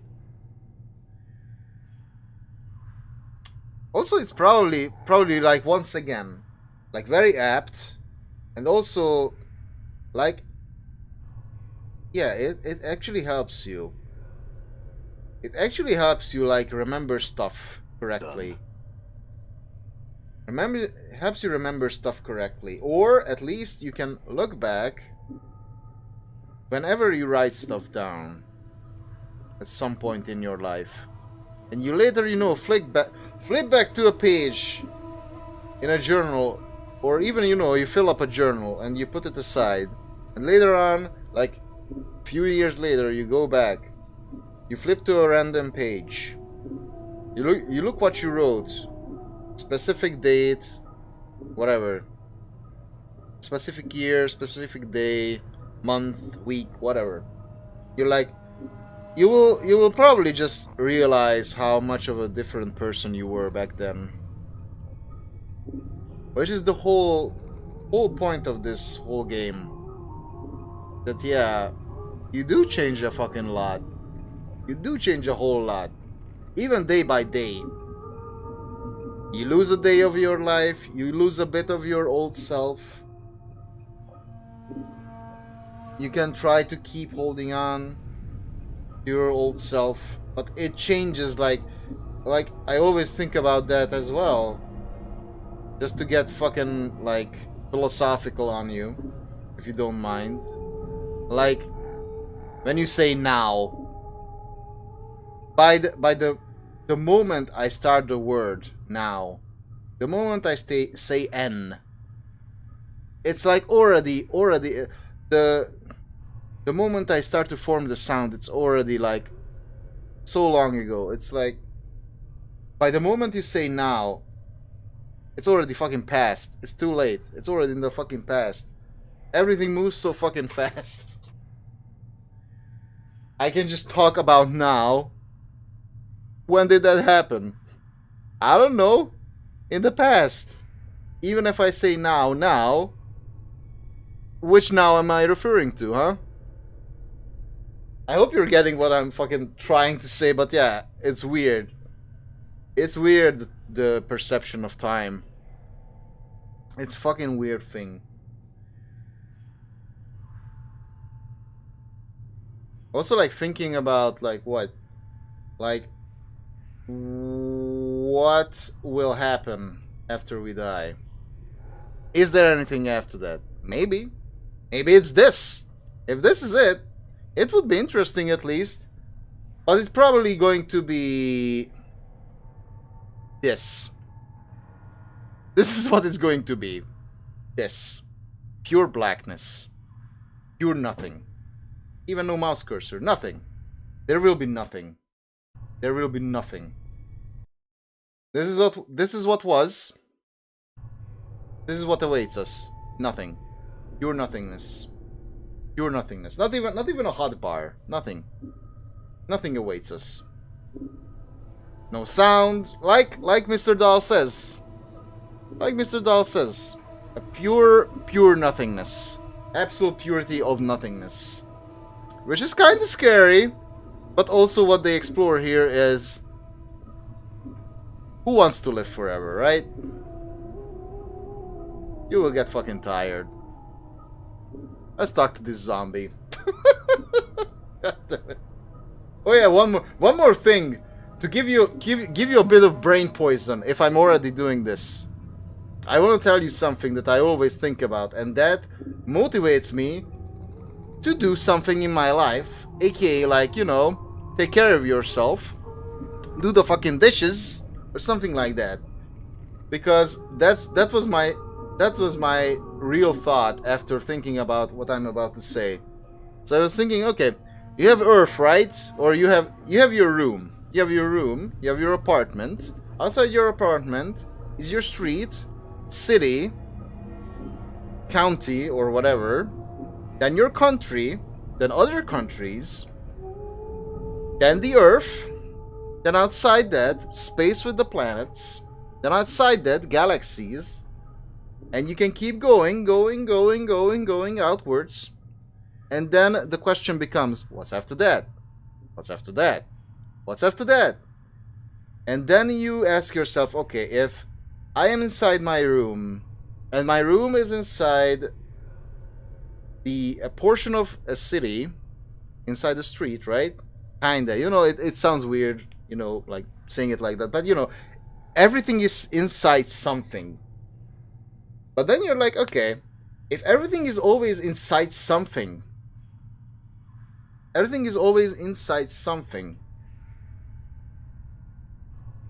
then what's outside that? What's outside that? If everything has to be inside something, or within something, it's kind of scary, I think. It's kind of scary. It's like, okay, you can keep going outwards. I also like picture it like, you know, like a piece of fucking paper.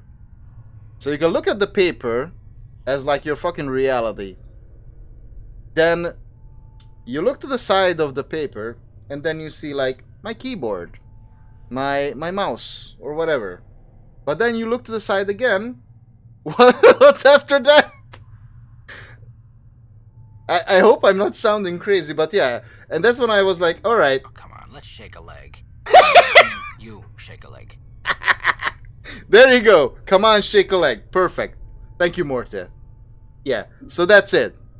And I was like, alright, I have time to think about this shit, but it doesn't matter, ultimately. What matters is what you do with your fucking time. So I'm not gonna waste... Shake a leg. Well, I mean, you shake Yeah. a leg. Yeah, see? The game knows. The game knows. Just keep going. Just keep going. Just wanted to talk about this because it's funny. So I wanted to talk about this to not fucking bum you out, because don't be bummed out. Nothing lasts forever. But until it lasts, have fun with it. Have fun with it. That's... I think that I said that also last time, like mentioned that book. Like what is the meaning of life? Is to be is experiencing stuff, and basically like learning stuff. I do have to like look that quote up, really, but yeah, it's like also I would add on to that, just have fun. Don't hurt if you're not hurting anyone, just have fun. If you're doing something and then they tell you that you cannot do that, but you know deep down that you're not hurting anyone with what you are doing. If you know that you're not hurting anyone physically, emotionally, or whatever, you can do whatever the hell you want. If you're doing something that doesn't hurt anyone, they are just jealous of your happiness, then fuck them. Fuck them. Just do what makes you happy. You're not hurting. If you are really not hurting anyone, just do what makes you happy. Because it's not gonna last forever. Until then, have fun. There you go. I might do this once in a while during playing this game. So I am very sorry if I am bumming you out, or not bumming you out, but you know, boring you with this, but yeah. But, just to quote myself from just now, I am doing what makes me happy. So there you go. You should do so as well. Like, play this game yourself, or play something else yourself. Like the whole point of my channel, once again, is to show stuff, talk with some people, if I can, like during the live stream as well. But if I cannot, I don't mind. I'm just happy if I have people to talk with. But also, it's here for basically myself to have, like, you know, like a nice little catalog, and for anyone who's interested in either what I have to say, what I played, they are interested in the game, to see some gameplay of it, and then they're, yeah, I'll check this out for myself. There you go. Mission accomplished. That's it. Back to the game. Sorry about the fucking whole ass rant. There you go. Let's make some progress. Shake a leg. Shake a leg, as Mortis said. Because I can. He cannot. He can only shake his jawbone. Alright, the shambling corpse gazes at you with vacant eyes. The number 821 is carved into his forehead and his lips have been stitched closed. The faint smell of formaldehyde emanates from the body. I think this is the... No, wait. So seen anything interesting going on? This is a different colored zombie, right? As you address the zombie, it blinks in surprise. What? You're not a zombie, who are you? Updated my journal. Updated my journal. Updated my journal. Updated my journal. 11. We are at 11. Alright? Updated my journal. The zombie is trying to respond behind stitched lips. He has a peculiar, half-frightened, half-angry expression. Who are you? What you want? I'm looking for a way out of here. Can you help me? Who are you? I'm asking questions here, zombie. Tell me who you are, or I'll make the disguise a reality. The zombie doesn't seem to have heard you. He looks you up and down for a few moments, then frowns. What did you do here? His eyes narrow suspiciously. You spy on justice?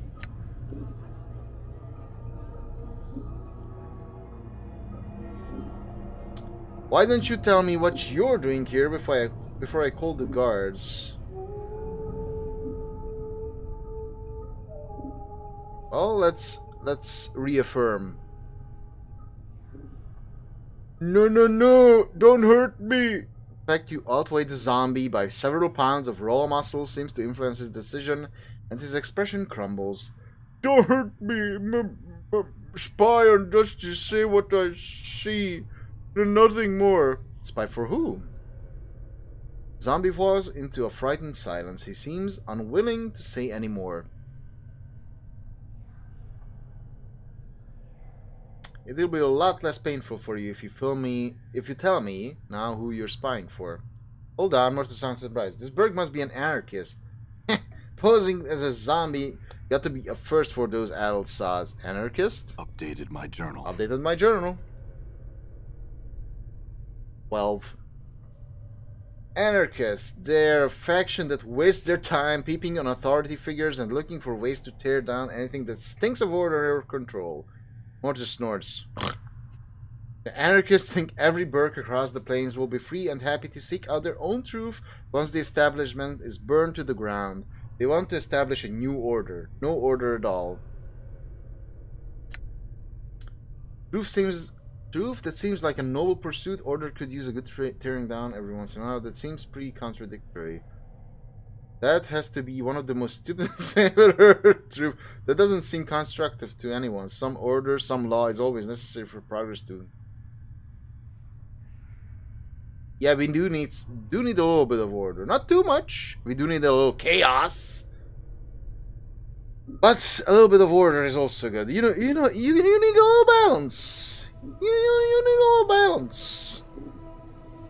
The zombie is watching you both fearfully. He is still silent, but something in his expression tells you Mortis' guess was right on the mark. Yeah. That doesn't seem constructive to anyone. Some order, some law is always necessary for progress to be. Yes.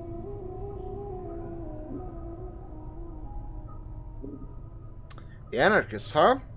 That who you are watching this place for? To your surprise, the zombie turns away from you. He is starting to glance around fearfully.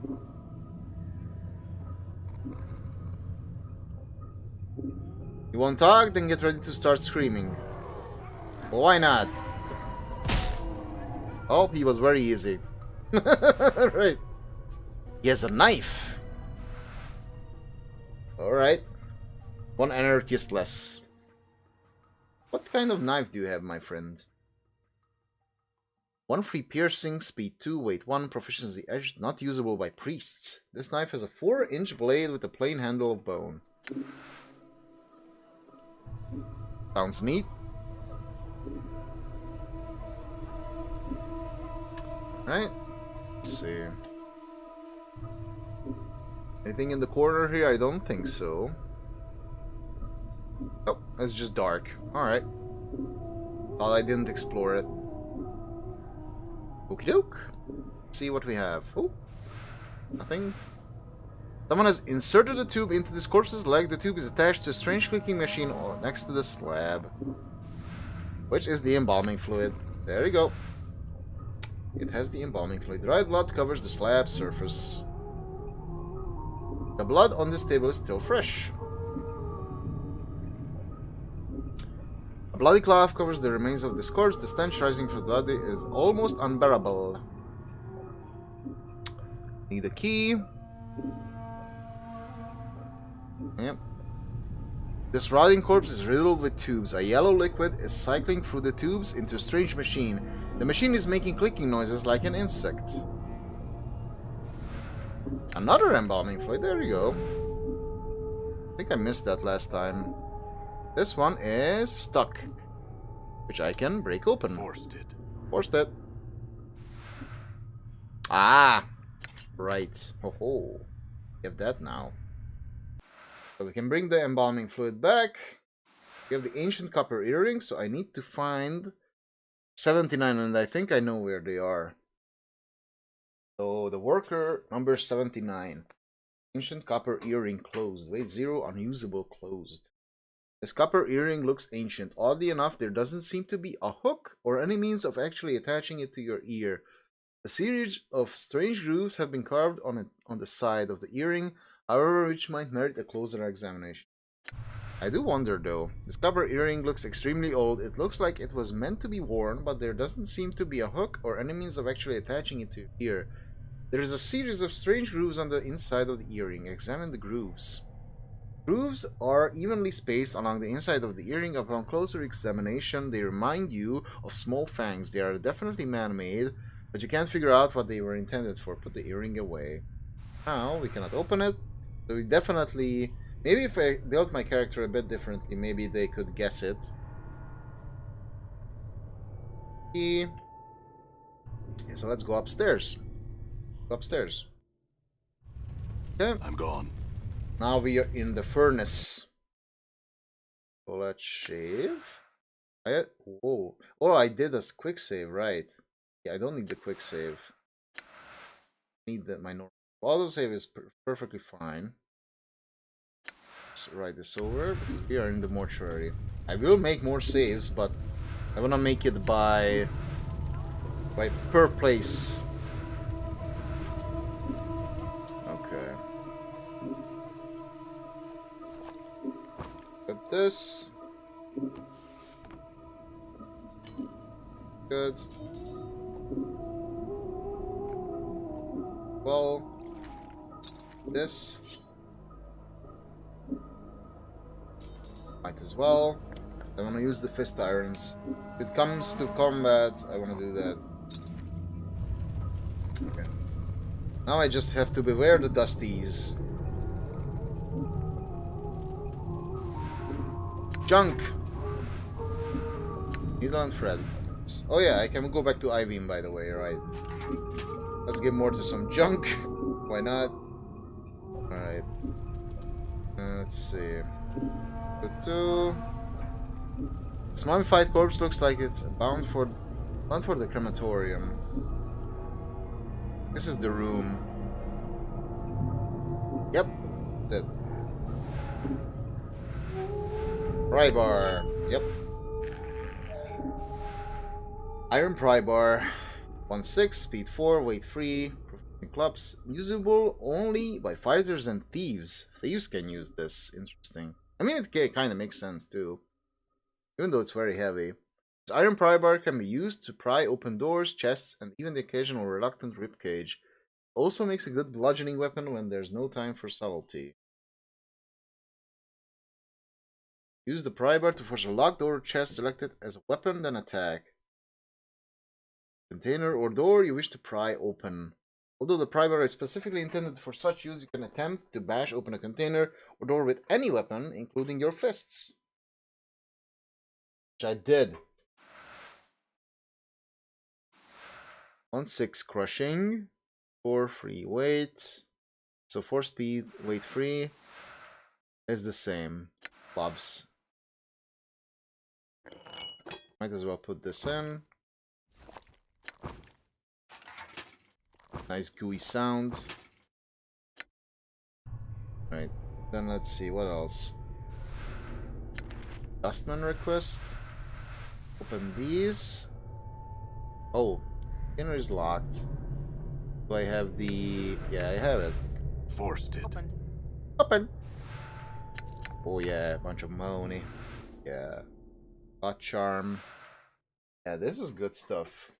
Hot charm. Special heals 9 hit points.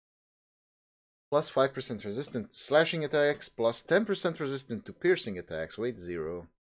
This glistening blood drop is hard and smooth as a pearl. When placed on the tongue, it dissolves instantly and spreads through the user's bloodstream. The charm stimulates the user's blood into clotting and scabbing over existing wounds, healing any minor damage the user may have suffered before consuming the charm. Furthermore, as long as the charm is in effect, the player's blood becomes more aware of new wounds that occur, especially any attacks that draw blood. The charmed individual becomes more resistant to slashing and piercing attacks, as their blood clots and scabs over the wound as soon as the flesh is torn. Yeah. Needle and thread heals 6 points. This is a spool of thread and a small bone needle. They look like they're used for stitching up wounds in living or dead bodies. Zombie worker. The corpse's meaty head was clearly severed at some point and hastily sewn back on. Several different sets of stitching, all in various states of unraveling, seem to indicate that the head is constantly being knocked back off and reattached during the course of its work. A number 79 has been cut into its temple, circumscribed by a fang circle that appears to have been branded on its forehead. Yep. Examine the fang circle. Fang circle looks like it was branded on the corpse's forehead long ago, presumably before it died. It might be a religious icon of some sort or a rite of passage. You notice that one of the recesses between the inner fangs has a small triangle within it, as if it has some special significance. I wonder if the space between the fangs match the grooves on this copper earring I have. Updated my journal. Updated my journal. Updated my journal, baby. Updated my journal. 13.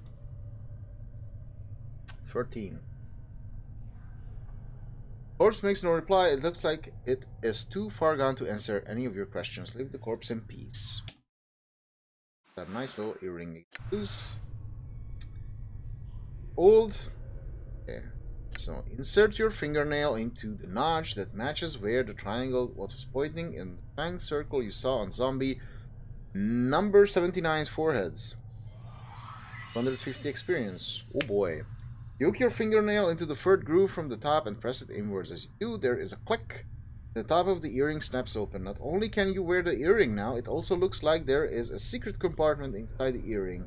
Shake the earring, see if anything comes out. You shake the earring, but nothing comes out. Whatever was hidden in the earring is gone now. Discovering the latch on the earring will now allow you to wear it. In addition, the secret compartment may make the earring more valuable to a merchant. Put the earring away. It doesn't give anything. It's just hollow. This ancient copper earring has a series of grooves cut along the inside, although there doesn't appear to be an obvious way to open it. Way to wear it. It can be unlocked by hooking your fingernail into the third groove from the top and pressing inwards. Not only does this allow the earring to be worn, but it also opens up a hollow compartment inside the earring where messages or other small items can be stored. The earring might be worth more to a merchant as a result.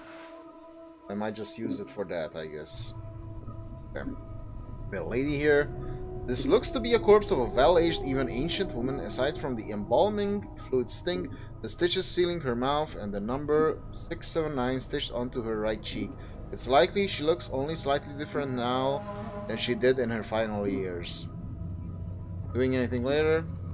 Corpse continues to stare at you. Very well then. Skeleton worker. This animated skeleton smells horrible, as if it had been freshly stripped and prepared. His jaw and major joints are tightly bound with leather straps, and the rough smock has been thrown over it. Number 1221 has been chiseled into his forehead. Pardon me, have you seen any skeletons walking around here? The skeleton makes no reply. Great talking to you, Bones. Stay healthy. Wonder if this graybeard would mind if I borrowed his body. Graybeard? Graybeard. You know, old geezer, old feller, yellow dog, old. Well, I don't think he's in a position to object. Why not take his body? Porter studies the skeleton for a moment, then shakes his head. Nah, I need a fresher one than this, and something with a little more dignity. This one's all creaky and fractured. Alright then, let's go. I have to ask, why the smock? I mean, it's not like you have anything to be modest about. Skeleton makes no reply. It does want to shake my hand. Someone has taken care to bind the bones of this skeleton with leather straps woven around the body in such a pattern that they resemble muscles and tendons. The straps are secured to metal bolts punched into the skeleton's joints. The skeleton looks like it has seen a great deal of service. Many of its bones are chipped, and its numerous fractures are bound with sealant and foul-smelling glues. Try and pry out the skeleton's joint bolts. Whoa, Chief, that's vandalism. Those bolts are probably the only thing holding that bag of bones together. Necromancy only goes so far with these old fellows, you know? So? Oh, it's not a problem. Morty does a strange bobbing motion that you think might be a shrug. Just wasn't sure if you knew that or not. By all means, go ahead. Try and pry out the skeleton's joint bolts. Using your pry bar, you rip the bolts from the skeleton's joints. The skeleton collapses, some of its bones still twitching. Sorry about that, Bones. No, I'm not. I got a clue. And I got the leather straps. And I got the iron spike. Because these were the components holding him together, I guess. Wooden club.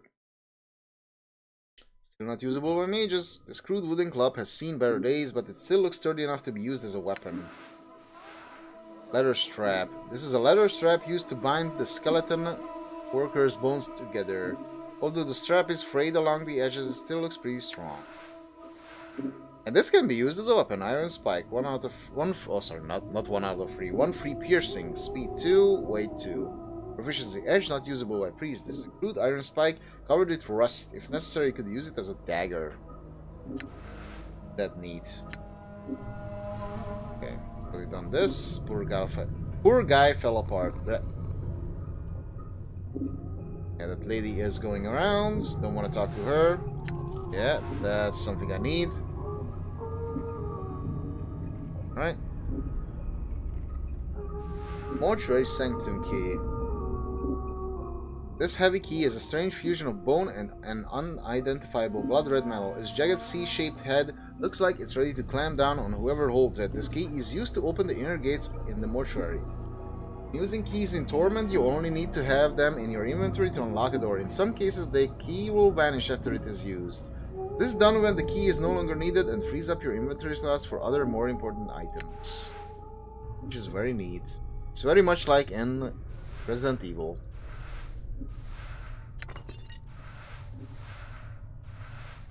This is a hammer. It's very slow. It's the most slowest weapon so far. And it does the same damage as the clubs. Work hammer. 1-6 crushing. Speed 6, weight 6. Very heavy, very slow. Efficiency hammer is usable only by fighters. This is a heavy work hammer. Long handle, a metal head that looks like it could shape steel, crush skulls with ease. Not gonna use it. Probably not gonna use it. Because I wanna punch stuff. Oh yeah, speaking of which. There you go. The number 1146 is carved into the forehead of this walking corpse. Its lips are sewn together with coarse black thread. The entire body is covered in horrible scars, worse even than your own. If its owner had been burned to death... Oh, if its owner had been burned to death, but... Still can't read. Its nose, ears, and several digits are missing, presumably charred away in some long ago conflagration. As you block its path, get its attention, it stops and gazes at you with vacant eyes. So, seeing anything interesting going on? The corpse continues to stare at you. Leave the corpse in peace. Shall. Skeleton worker.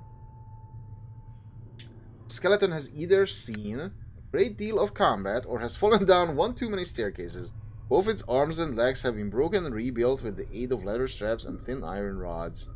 The front of its skull bears the number 863, but the back of the skull has caved in, forming an empty cavity. You notice that someone has taken advantage of this and tucked a rolled up piece of parchment inside the skull. Take the parchment out of the skeleton's skull.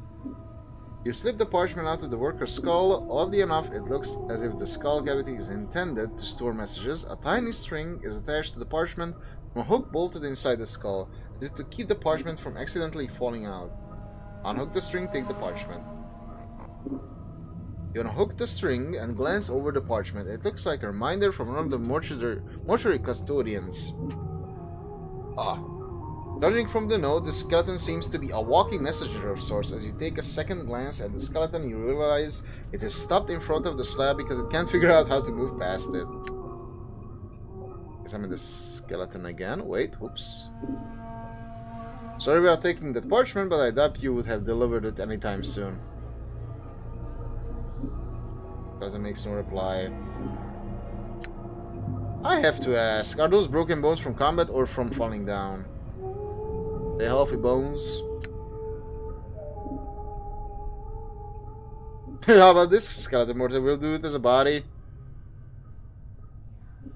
Alright. Well, this guy is just... Examine the skeleton carefully. Pry and pry out the skeleton's joint bolts.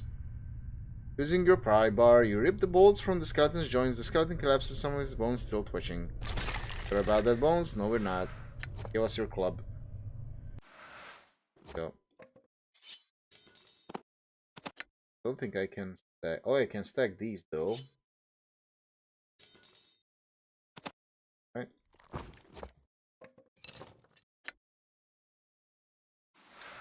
The receiving log page. Dustman request. Note written on a scrap of dry parchment. Contact the necromancer responsible for raising contractual worker 42. I know he's examined the skeleton before, but I am certain the initial raising of the body was warped. The worker still responds to commands, but when it has completed the task, it resumes pacing in the same circular pattern as it did before. Dahl recently informed me that worker 42 exhibited that same walking pattern when it was a zombie decades ago. There may be a soul echo in the marrow of the skeleton's, or the skeleton's age may have caused the magic animating him to decay. One of the initiates suggested it may be following an order issued by a higher-ranking dustman in the past, but I have found no record of such an order. Whatever the reason for its behavior, the matter is to be resolved or the worker replaced. Mortuary reminder message. This rolled up piece of parchment appears to be some sort of message the skeleton in the mortuary was supposed to deliver. This is the third and last request for the pry bar. If it has been misplaced, tell me and I shall go to the hive market and purchase another. I have no objection to maintaining the contracted workers, but I've been trying to repair the skeletons. And the bolts are wedged in so tight I can't get them out. Also, some of the locks on the storage cabinets on the third floor have become stuck again due to the heat, and I need the pry bar to snap them open as well. The pry bar is indeed lost. I will see about procuring the services of a locksmith and having the cabinet locks replaced. Your aid in this matter will be appreciated. An unreadable signature has been scrawled beneath the message. Alright, so since... oops, no, I don't want to talk to you. Bye-bye. I want to go down. We're here at the beginning, this triangle guy. I need to go to here. Oops.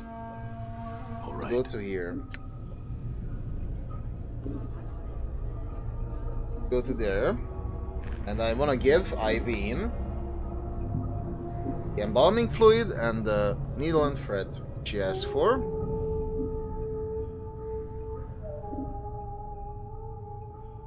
Everything looks very nice and smooth now, which I like to see. Looks nice on my monitor, looks nice on the other monitor. Perfect, so the stream should be fine. I hope it is. But Mr. Gorix didn't say anything, so it should be fine. You see Irene, she is still dissecting the corpse's chest with her talons. The rhythm of the talons reminds you of something, but you can't quite recall. Watch her study the motions of her hands. Updated my journal. Updated my journal. 14. As you study the motion of Irene's hands, you feel a prickling along your scalp, and then suddenly you find your vision swimming, blurring until you are standing in front of a freshly slain corpse, rigor mortis making a mockery of its smile. The number 42 has been stitched onto its scalp. The zombie is lying on a slab, and you have just finished stitching up its chest. You have placed something inside, something that may prove useful if you come this way again. Echo. Keep these things safe and wait for my return. 150 XP, baby. The memory of your voice is an echo, strange and hollow to your ears. Cross your arms in front of your chest, and to your surprise, the corpse does too. After a moment, its hands fall back to its sides, and thus the vision fades. Until you are watching, Irene's hands make their stitching motions. Regain the memory. Memories can give you additional experience points, skills, and may even lead you to gaining something else of value later on. Tap her, get her attention. She turns, sees you, then frowns. Damn some fish! She clicks her talon fingers together impatiently, then makes a stitching motion with her fingers. My thread and the embalming fluid, bring here! Dive in! Go, go, go! Give her the thread and the embalming fluid. Updated my journal. Another 250 XP. Without missing a beat, Irene snaps the thread from your hands and hooks it around one of her talons, then begins sewing up the corpse's chest. She then takes the embalming fluid and begins to apply a layer to the corpse. Wait. Within minutes, she is finished. She clicks her talons, then turns to face you. To your surprise, she extends her hand and drags her talons across your arms and chest. It's not that I'm not flattered, but looks like you have a new friend, Chief. You two need some time together, or keep playing zombie. As she traces your arms and chest, you suddenly notice she seems to be examining your scars. She withdraws her talons, clicks them twice, then bends forward and examines some of the tattoos on your chest. Who writing you? Ivers do that? No respect for zombies. Zombies, not paintings. She snips, then pokes one of your scars. This one, bad shape. Many scars, no preserves. Wait. Her talons suddenly hook into the thread you brought her, and lightning-like, she jabs another talon into the skin near one of your scars. It feels barely more than a pinprick, but it looks like she's about to start stitching you up. Let her work. Updated my journal. Updated my journal. 15. Max HP increased by 1. Sensation is curiously painless as Irene begins to stitch up your scars. When she is done, she sniffs you, frowns, then stabs her fingers in the embalming fluid. Within minutes, she has dabbed your body with the fluid, and strangely enough, it makes you feel better at her work. This may be the second time in my life I'm thankful I don't have a nose. Irene puts the last touches on your body, gives you another sniff, nods, then makes a shooing motion with her talons. Yan! Gaga! You, Irene, you are very kind. So now, we have 1 extra HP. Neat. Then, I can go back. Yeah, there. Go back. Upstairs. Okay, we can open this with the key. Go downstairs now. Yes, but first we go back and find my friend. Done. Zombie, or at this point, Mr. Number 42 skeleton. This skeleton number 748, according to the number chiseled above its brow, is odd only in that some of its teeth appear to be false ones made of reddish brown stone. They're clearly not valuable, however, as its caretakers would have otherwise removed them. Examine the skeleton carefully. Someone has taken care to bind the bones.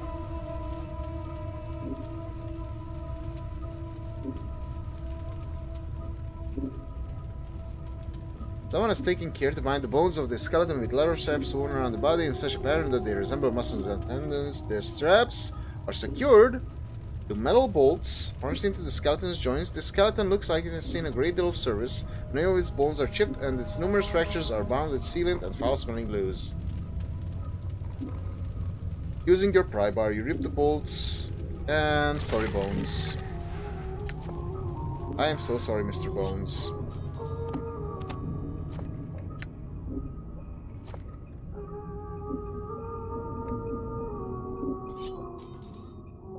Right. We avoid the dustman. This is very hot. The air roaring from the mouth of this immense furnace is incredibly hot. Walking even a few steps past the archway would certainly cause your hair and flesh to burst into flame.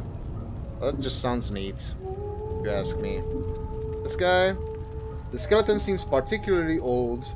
The leather straps binding it together cracked and worn. The word repent has been carefully engraved into its forehead with some amount of skill. A rougher hand later chiseled 996 onto both of its temples. How about this skeleton mortar? Will it do as a body? Something more dignity. Alright. Oh. He a picky little bastard then.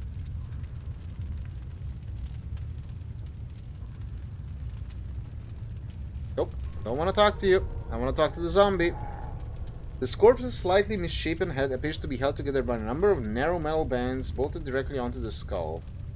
A rusting iron plate over its left eye has the number 475 etched into it. Its mouth is bolted shut and it reeks of embalming fluid. Anything interesting? Guess not. Alright, let's give them a run around. Yeah. Hey, look at this. Is this my guy? I think it is. Yes, it's my guy. The skeleton turns to face you. 42 has been chiseled into its forehead. And the number of its bones, mostly the jaws and the joints, have been bound with leather straps. A black smock is draped over his body. How about this skeleton mortar? Will it do as a body? The sound of your voice, the skeleton suddenly straightens up. It crosses its arms over its chest and its fingers hook into its ribcage. Cross your arms over your chest. In response, the skeleton drops its arms to its sides. The leather cords securing the skeleton's torso snap. The ribcage folds outward like a pair of double doors. Reach into the ribcage, feel around. You're surprised. Your hand vanishes as you reach inside the ribcage. You have a strange feeling it's somewhere else. As you reach inside the ribcage, your hand bumps against an invisible object. It's about the size of a fist and seems to be attached to the skeleton's spine. Take the item out. As you pull the item out, the skeleton suddenly disintegrates and the iron bolts securing its joints clatter to the floor. Whatever this item was, it seems to have been the only thing holding it together. Examine the item. It looks like an unremarkable lump of iron. You can't imagine why someone would hide it inside the ribcage of a skeleton. Examine the piece of iron. 150 XP. As you place both your hands on the lump of iron to examine, there is a sss.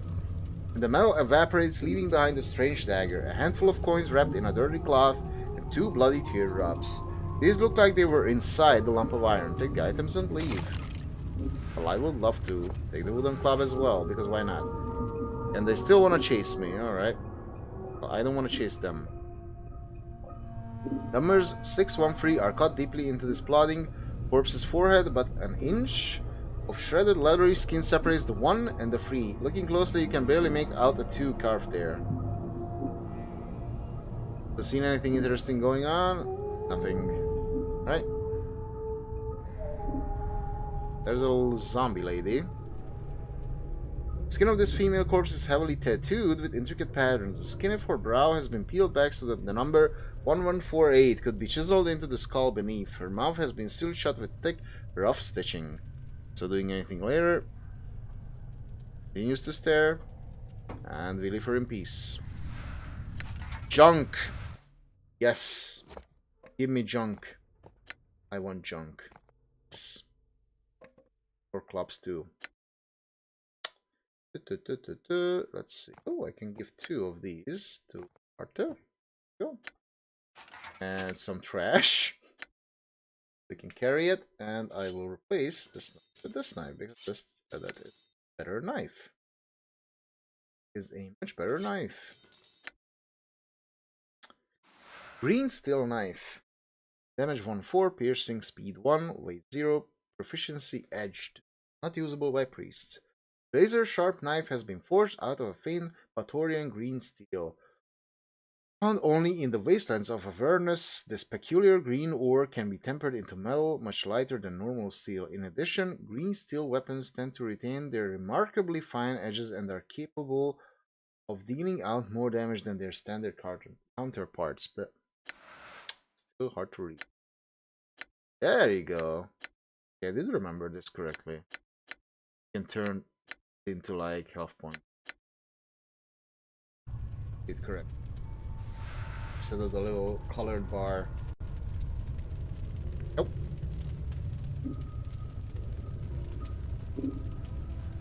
Yeah, okay. I know with this one. Oh, I don't want to talk to you. Oh, I do need that. What's this guy?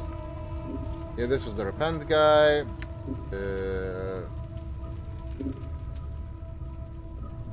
You're not? You're a sackful of lass. More to glaze at you. Besides, you're one to talk, Burke. Mirrors beg for mercy when you're around. Oh yeah? At least I have all my parts. Mortar snorts. You're not quite sure how we managed it without lungs. Let me tell you, Mortar, there's nothing more satisfying than walking around, swinging your arms, breathing the crisp air through the lungs. It's great to have a body. I'll have you know that helping you escape the preparation room has now been added to my growing list of regrets. Mortar snorts again. I should have let you rot. Some more, that is. Glad you feel that way. Let's go. No, I am not holding. I am not holding there. I'm going here. Yep, bandage is good. Need to force this. Forced it. Okay. Bunch of stuff. Good. Oh, no. Wrong button. Okay, well, I'll need this.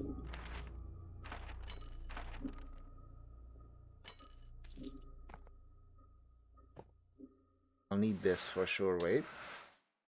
Let's see. There, good. Do like the background for his skull. Cool. This makes sense for him. Yeah, it looks nice. Corpsefly charm invokes Swarm Curse. This corpsefly looks like it was frozen. It appears to be dead, but you can't be sure. The magic contained within the charm is activated when the insect is consumed. When swallowed, the recipient suddenly becomes extremely nauseous. A few seconds later, the charmed individual expels a stream of insects from their nose and mouth. Provided the charmed individual can keep their wits about them, after the casting, the caster can send this cloud to attack a target. So, spitting flies. Bone charm. Special. +2 to armor class, +2 to armor class versus crushing attacks, plus 15% resistance to crushing attacks. Its old finger bone charm has been hollowed out and tiny symbols have been scratched onto its surface. User must snap it in two to activate it. Snap, the bone charm temporarily strengthens the user's skeleton and acts as a ward against breaks and fractures. Charm gives the user an overall bonus to their armor class and additional resistance against crushing attacks. I use it because I can use this some other way. Open these. This. Another cloth charm. Nothing. And we have Bombing Charm. Cloth charm. Here. There. Mortuary task list. Someone has penned a series of tasks in red ink on the scrap of parchment. I would like the contracted workers to be inspected thrice daily at the end of each work shift when the new initiates come on duty. We have experienced too many contracted collapses while engaged in heavy labor as of late, and I fear the embalming enchantments initially used on the corpses may be decaying or may have been warped somehow. If the contracted workers could be inspected every 8 hours and raised if they have collapsed, then this would prevent the backlog of shells in the preparation rooms and free up more contracted workers for other duties. I do not wish collapsed bodies to be disposed of. When possible, the original contracted shells are to be raised and be made to resume their duties.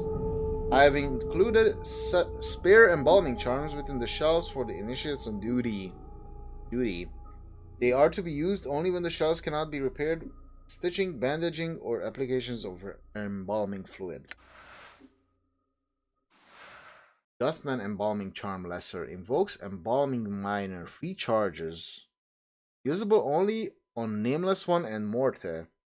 This strange metal bracelet has directions inscribed on the side of it. Judging from the crude text, it appears to be the bracelet works by being held by a living creature, then while pronouncing a mantra to the true death, it is touched to the forehead of a zombie or skeleton. When this is done, the minor enchantment held within the item spreads through the corpse, strengthening their bones, killing traces of corpse rot and or grave mold, and helping to seal minor tears in the skin. The item will work on either you or Morte. Simply placing it in your quick item slot, then use it from the quick menu on Morte, or have Morte use it on you in order for it to take effect. When cast, the target gains +2 a temporary hit points and a temporary bonus of +1 accuracy for a half hour.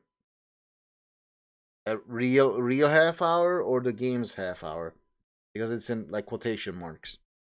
The extra hit points will heal the target if he is less than max hit points, or they will give him bonus hit points for a half hour.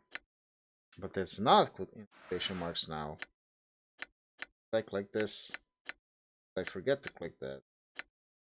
Oh, as the description said, use it from the quick menu on Morte. Oh, okay. So both of us can use it on each other. It can just stay here. Alright. Like, yeah, maybe it's just him this time.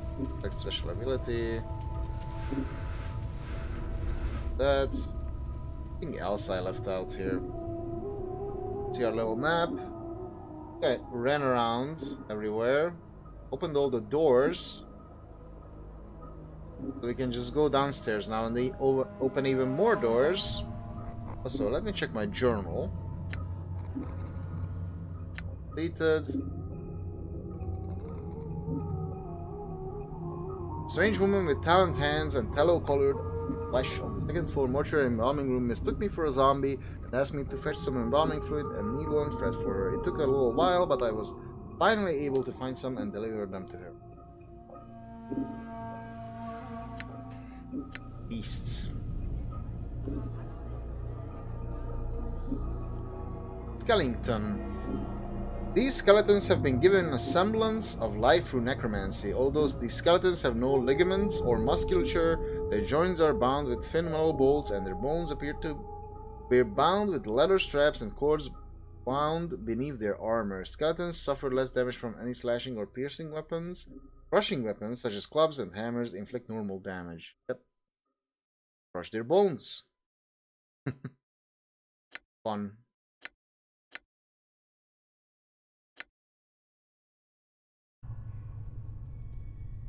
Oops. Button. Go downstairs. I think there's anything else. Did the number 42 guy. Triangle guy. Go downstairs here and the other part, right? All Oh, right. no, I'm not gonna hold. I'm not gonna hold. These metallic blue tapestries are made of thin chain links. Not gonna go that way yet. I'm not gonna hold. I'm gonna hold. You can hold your breath, but I'm not gonna hold. Not gonna hold there. Not gonna hold anywhere.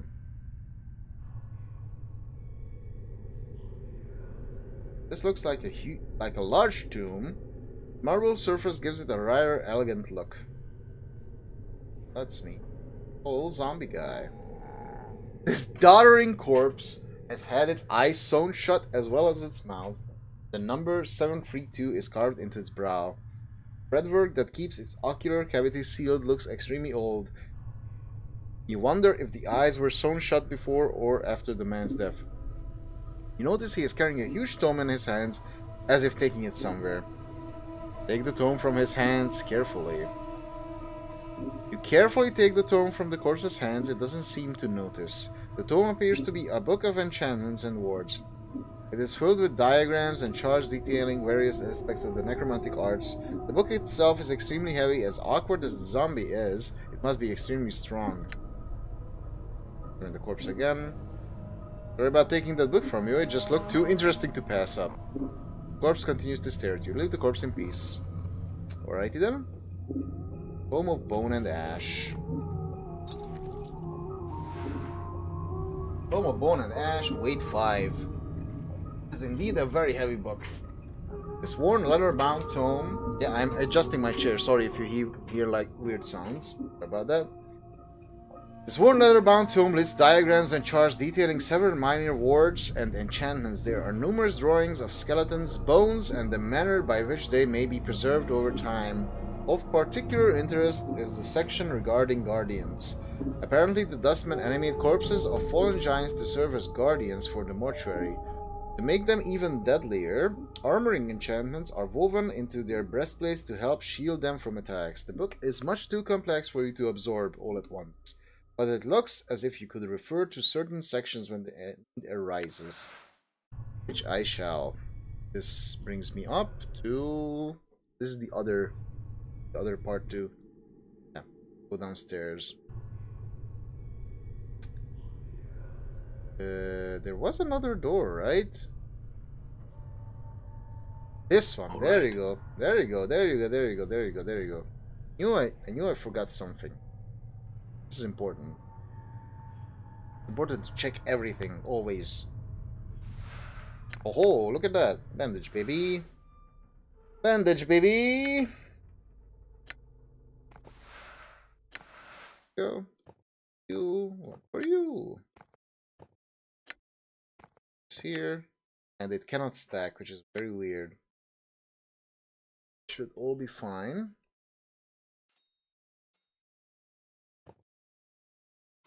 Charcoal charm. Special. Plus 50% resistance to fire, plus 25% resistance to magical fire. So there's normal fire and magical fire. Do not mix those up. Do not mix those up. But what's magical fire, though? You may be wondering. I don't know. I don't know. Magical fire. Like when a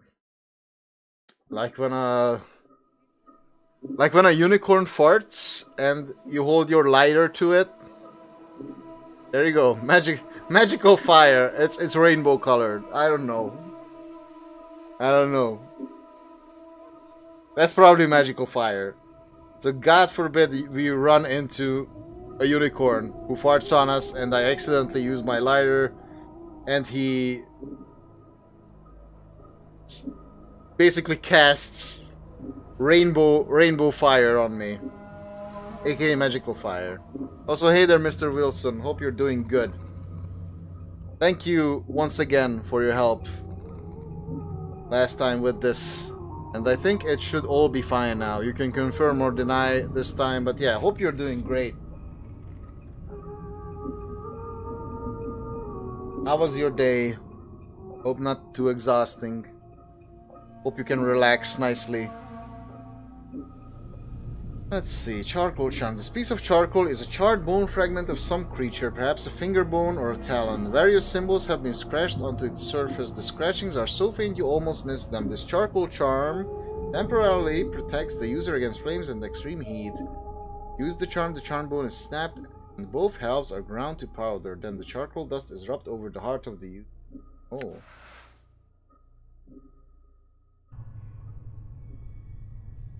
Yeah.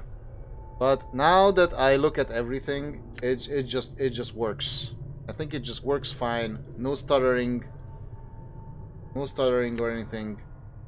Rolling around, everything is just mwah, it's beautiful. So thank you. Just got home from work, eating good. Good. Have a nice meal. A nice enjoyable meal.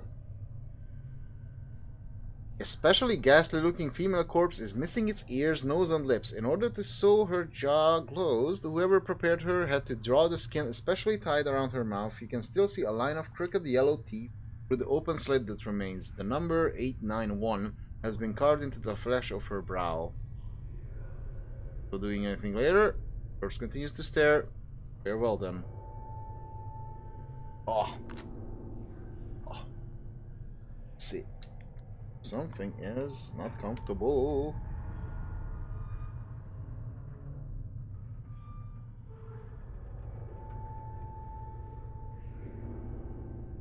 Let's see.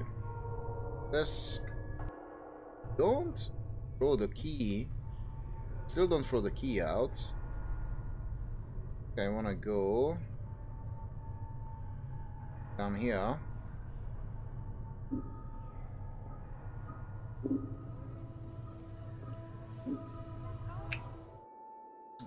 So, All right. book zombie. Another zombie. See a male corpse with number 331 chiseled into his skull. His eyes and lips are stitched closed, and there is a gaping hole torn in his throat. He smells foul. So, see anything interesting going on? The corpse stares ahead silently with its sightless eyes. Farewell then. Another rusty, blood-covered slab. Nope, I want to talk to the zombie, not you, sir. Yeah, he's a floating skull. He's a floating skull called Morte.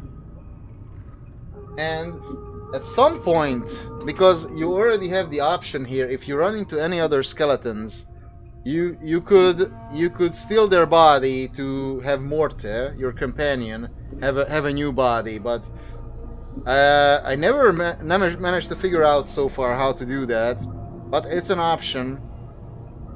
But I think that will happen later, maybe. I never got to that point in this game, so I keep wondering. But so far I love him as a floating skull. He is much better because he is very evasive. He is a very evasive character, so he gets hit very, very rarely. And he's very fast. This reanimated male corpse has the numbers 1041 carved into its forehead.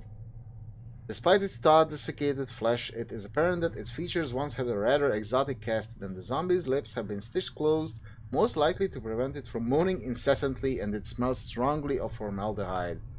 So, seen anything interesting going on? The corpse continues to stare at you. We leave the corpse in peace.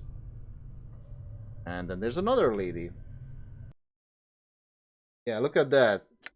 I can show you the characters here. There you go. This is our character, the nameless one. This is Morte. This is him. He's a cool little guy. He's a skull with eyeballs, and he's floating around.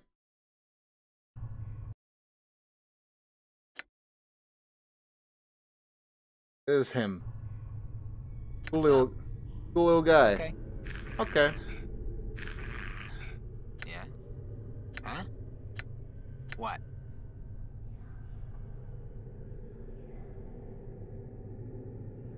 Combat system is very well simple looking, but you know it's more about preparation.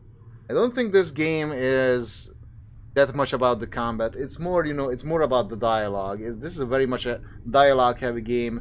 It's actually more like a role playing game. Not centered around combat, but like making choices and building your character through dialogue choices and basically like your stats. Like here. Like your align, because this is like a,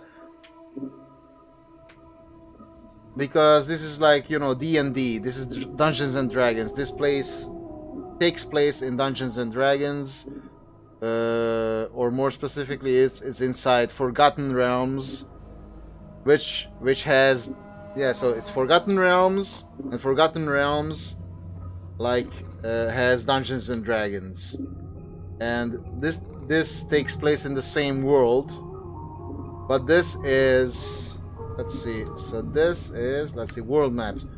So this is Sigil. This city is called Sigil, and it's the center of the multiverse in this world. It's the center of the multiverse, aka this is the city of doors, as they call it. So everyone and everything can get here and get to anywhere in the universe, or in the multiverse in this case. And we are only still just in the mortuary. We are still just in the mortuary. Yeah, here. Yeah, we are here. So this is the mortuary. It says the hive twice, but it's the mortuary inside the hive. There are still other areas you go to. But yes, that stuff is like this. So you build your character a certain way. So like strength, how I built my character is more for like combat as a base. Have him be better at combat, so I don't feel anything as easily. But you can build your character, to have more charisma, to be more persuasive, to be better at talking. Also, intellect. Intellect also helps a bunch. Ability score represents your memory, reasoning, deductive skills. High intelligence helps you regain memories faster, gives you more dialogue options, and aids your mage skills. So if you want to make a mage, put points into intelligence. Wisdom represents your intuition, common sense, and willpower. High wisdom helps you recall memories and gives you a bonus to experience points. Yeah, it's at the beginning. I basically just punched one zombie so far. So the combat will come later, for sure. But this... You can do combat in this, but it's like, it's not... I wouldn't call the combat bad, by the way, because it's like it's like this. You can pause it. No, so it's kind of real time with pause. So it's real time combat with a party based combat system, but it's real time with pause, so you can make decisions. Yeah. So this is less about this is less actiony. It does have combat, and you do need to be careful of what you do. But it's more about actual, like role-playing, building your character like who they are. This woman's corpse pauses in its trudging about as you approach. You notice the number 114 is carved into her forehead. Her mouth has been sewn shut, but the threading is slowly coming loose and faint moans issue from between her lips. So farewell. I need to go to the center, because there are some big skeletons here. Giant skeleton. Wait, can I save here? I don't think I can, right? And there's the Dustman guy here. No, no, no. I'm not gonna hold. I'm not gonna hold. You can shut up there. You just go back to your business. There you go. See, can I save? I can. Okay, there you go. Perfect. Let's save here. Here we go. Let's save here. And let's see. What you can do here... Oh, there! Oh my god, I even forgot the weapon wall. There's a bunch of weapons here. I knew there was a big weapon I forgot to pick up. Right, the big hatchet. Crescent hatchet. Oh man, but this is so fucking heavy. And slow. Yeah, Theco -1. Speed 10. Weight 10. Proficiency X is usable by only fighters. Damage 2, 7 slashing. This huge hatchet has a crescent-shaped head. Although an intimidating weapon, it looks more decorative than functional. Not only is it extremely heavy, but the balance is poor and the edge is dull and pitted. Despite the difficulty in using the hatchet in combat, the long handle allows the wielder to put considerable force into the swing. It is more decision focused, yes. Very, very much correct. But, wait, I don't think I can save here. Yeah, you cannot save here. You need to move to a safer area. Let's see. Yeah, because of the giant skeletons, you cannot save here. But I did get that hatchet, so I want to save. Yeah, you can shut up there, buddy. Yeah, go back to your corner. There you go. Let's save again. Go. I can show you. I can show you something. I can show you the combat. Because what I usually do here is you can try and get the body of the giant skeleton for Morte. Hey, how about this skeleton, Morte? Will it do as a body?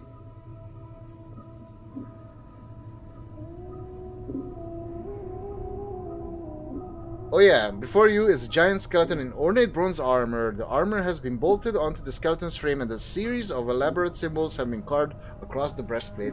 You wonder where the skeleton came from. You weren't aware they made humans in this size. The huge blade in its hands looks like it weighs as much as a wagon cart. Hey, how about this skeleton, Morte? Will it do as a body? Morte grins. Is that a yes or... Oh, you can kill. Oh, you can sure kill. You can sure kill. Yes, you can very much kill. You can very much kill. Like, combat is still a thing in this game. You kill enemies in this game. It can shift your alignment. It can shift your... Because this is, like I said... what is it? Forgotten Realms, Dungeons and Dragons. The whole thing about... that franchise is... You... having a certain alignment, and usually when they did the PC games and stuff, you can shift your alignment, especially in this game. Depending on how you act, even be it through dialogue or through like combat, who you kill, who you decide to leave alive, whatever, it can shift your alignment towards good or evil, or in the middle towards neutral. So you can, because basically my character currently is true neutral, but that can shift. I can show you in a sec. But first, is that a yes or? Sorry, Morte floats up to the head of the skeleton, stares at it, then floats back down, studying the armor and the blade as he descends. Oh yes, yes, yes, I think this will do. Alright, then give me a second to pry the head of this thing. As you are about to do so, you suddenly stop, and your eyes are drawn to the skeleton's armor. Something about the symbols engraved on its breastplate make you pause. If the skeletons are guardians, then disturbing them may awaken them. Alright? That's a risk I'm willing to take. Let's show you the combat, and let's immediately die, because these skeletons are fucking scary. But let's see, maybe I can take them. Probably not. As you touch the skeleton, an iron bell starts tolling throughout the mortuary, and with lightning-like speed, the skeleton awakens, raising its blade to attack. You'll wish you'd stay dead, Bones. Yeah, 18 damage. Don't I can't let it end like this. Yeah, I can't even hit him. Worse than last time. See? You can die this easy. These guys are no joke. I didn't lose anything though. But yeah.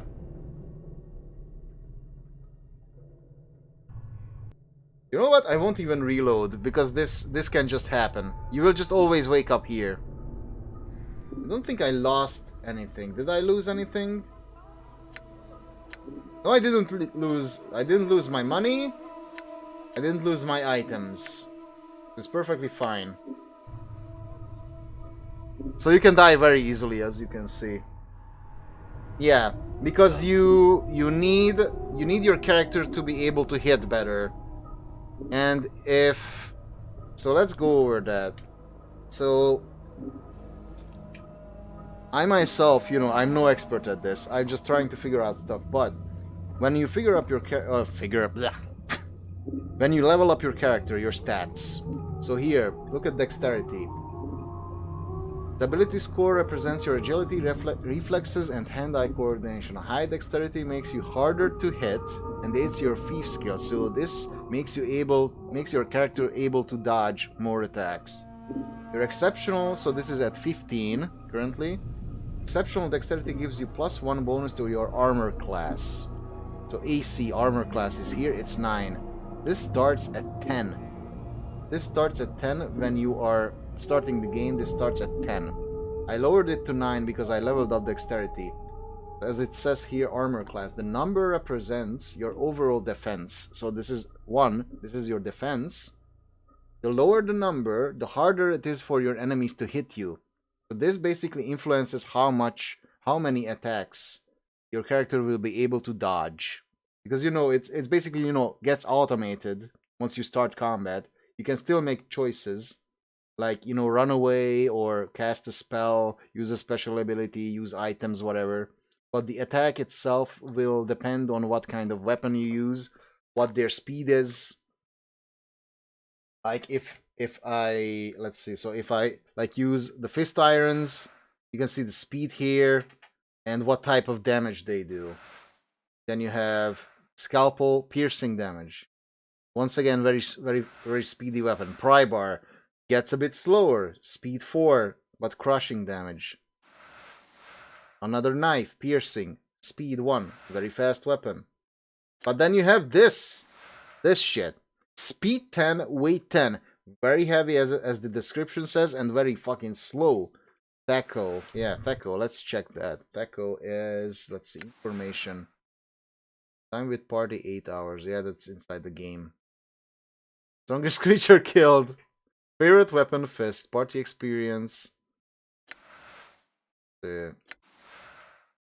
Biography. Oh, there you go. This is what I wanted. Where is it? Thaco. 18. So Thaco is 18.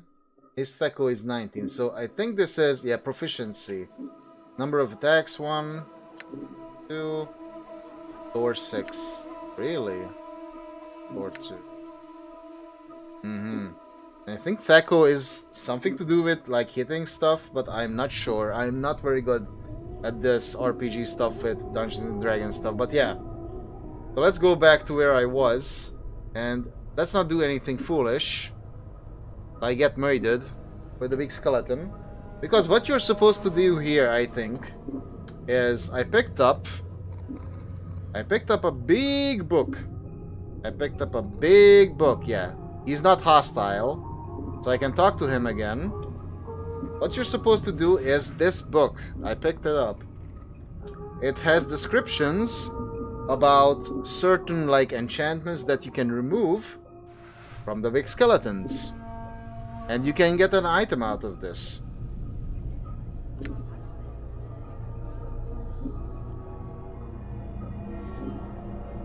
Try to pry the skeleton's blade from its hands. Examine the giant skeleton carefully. Yeah, don't do that. Don't do any of that. Skeleton's intricate bronze armor is riveted onto its ribcage and shoulder blades with a series of iron bolts. As you study the frame behind the armor, you notice the same iron bolts are set into the skeleton's shoulder, elbow, pelvic, and knee joints. A mass of thick leather cords and heavy knotted ropes run along the length of the skeleton's arms and legs, woven in such a pattern that they resemble muscles and tendons. Examine the armor. Despite the armor's obvious age, it looks well cared for, it shines brightly, and the symbols engraved on the breastplate seem to flow in the firelight, shifting slightly whenever you try to focus on them. Study the symbols. Almost unconsciously, you let your gaze relax as you look at the symbols. After a moment, the symbols cease shifting and they resolve into a trail of runes that run up and down the breastplate. Strangely enough, the interlocking pattern of runes reminds you of a chain. And with that thought, you suddenly recall that these runes are some sort of warding enchantment. Oh yeah, also,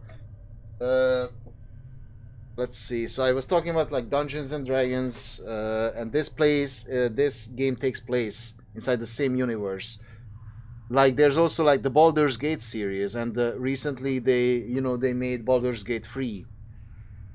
That's also like more of a modern RPG, but it's still like turn-based stuff. Like this one is not turn-based. It's like I said, and you saw it's real time with pause. It's real time with pause, but it's kind of I think it has the same rules, like building the character and stuff. So yeah, that would be the one that I could tell you about that you might have heard about.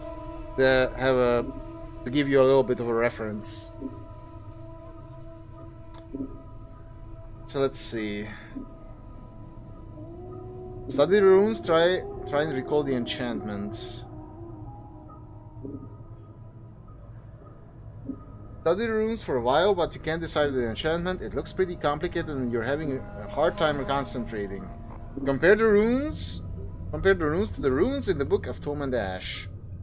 Consult the tome and compare the diagrams to the markings on the breastplate. From what you can make out, the runes are a lesser armoring enchantment, but several skull-shaped runes and spherical tracings along the edges of the armor suggest that several greater necromantic and warding enchantments are woven in as well. Touching the skeleton will most likely cause it to awaken and defend itself. Consult the Tome of Bone and Ash and see if you can determine how they can be broken. From what you can make out from the tome, it seems that the armoring enchantment applies only to the breastplate. The necromantic enchantment allows the skeleton to be raised, but it is the warding enchantment that gives the skeleton its limited awareness of its surroundings. You guess that if you were to mar the skeleton's wards, it would interpret it as an attack unless you blinded it to your presence first. So we have to work backwards. So as it says, warding enchantment gives it awareness. So that's how we can see or perceive that we are here. Then we undo the necromantic enchantment, and the armoring enchantment is last. So mar the runes, maintaining the warding enchantment first, then work backward to the rune pattern, cancelling the necromantic, then the armoring enchantment. There you go. The work is difficult and nerve-wracking at first, but slowly your mind begins to focus and the runes begin to unravel beneath your attack. Within minutes, the giant skeleton has been stripped of the enchantments binding it. It collapses, falling to the floor, the crash of bones and heavy clanging noise. Damn pile of bones. 800 experience though, which is pretty cool. Wait for a moment, but no one responds to the sound. Moving quickly, you sift through the skeleton's parts on the floor. Most of it is too heavy or too old to be useful, but you discover a piece of the skeleton's breastplate with a majority of one of the broken enchantments engraved on it. You have a feeling that it could prove useful. I'll just take it then. Gotta move to the bathroom real quick. Well, I'll be here. Hope it's nothing serious. Finish your duty. Go finish your duty. Rune of Lesser Warding. Invokes armor, teaches user armor. Level 1 wizard. Range 0, duration until destroyed by damage. Speed 1, area of effect 1 creature, saving throw none. Weight 5, usable only by mages. Upon closer examination of the runes covering the surface of this breastplate, you think you might be able to unlock the rune's power and use it to invoke a primitive warding enchantment similar to the one that protected the giant skeleton. Activating the rune will destroy the breastplate, however. That's one. Give this to Morta, he can carry this for me. There we go. Then we do this to the other skeletons as well. Alright. See if you can dispel the enchantments woven into the skeleton's breastplate. Description here is the same. Suspect that marking the rune pattern along the breastplate could unravel the enchantments, but it looks difficult. The pattern is complicated, and scratching out the wrong portion could cause the skeleton to animate. Once again, we do the martyr runes maintaining warding. There you go. Work is difficult and nerve-wracking at first, but slowly your mind begins to focus and the runes begin to unravel beneath your attack. Then pile of bones.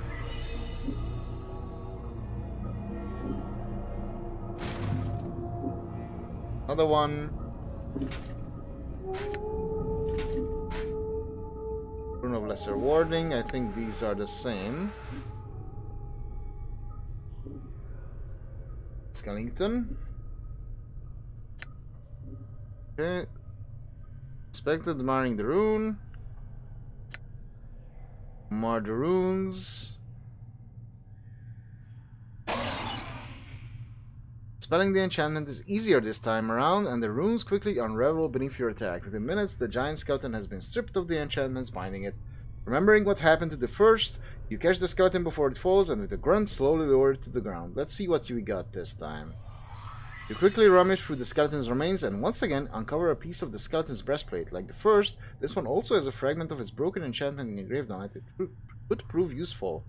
I feel stronger. And we leveled up. This one, Rune of Armor. This is different. Okay, upon closer examination of this breastplate, you realize you didn't mar the warding rune beyond recognition. In fact, unlike the other breastplates, the spell that maintained the integrity of the giant skeleton is mostly intact so much, so you could either cast the runes as a spell or copy them into a spellbook and keep it as part of your arsenal. Either casting or copying the spell would destroy the breastplate. We might as well copy it for later use. But we'll see. Giant Skellington again. And do this again. Warding enchantment. There you go.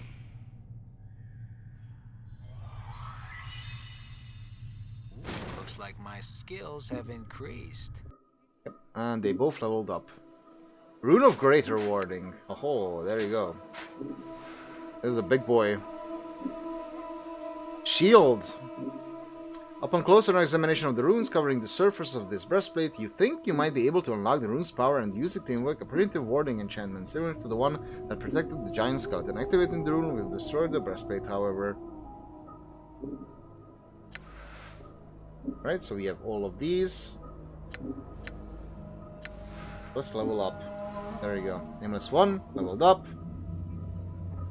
Saving throws have improved, fighting skills have improved, 1 characteristic points gained, 4 hit points gained. So I can put 1 point, and I think I will put it into dexterity, so I can have... Gives you +2 bonus to your armor class. So we raise it from 9 to... Or, you know, decrease it from 9 to 8, which is much better.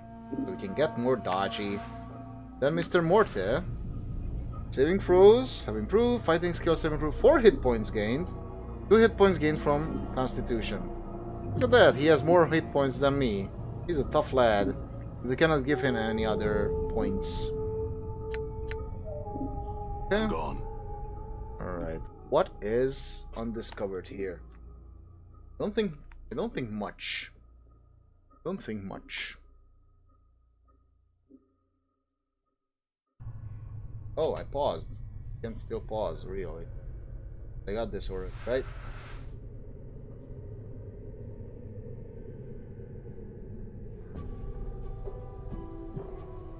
Oh, I got the music already, huh? Let's not get the music yet. Wait a bit. I'm gonna save. Not here.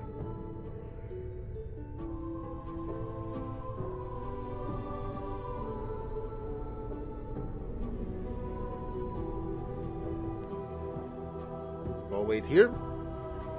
Back in a second. Enjoy the music until then.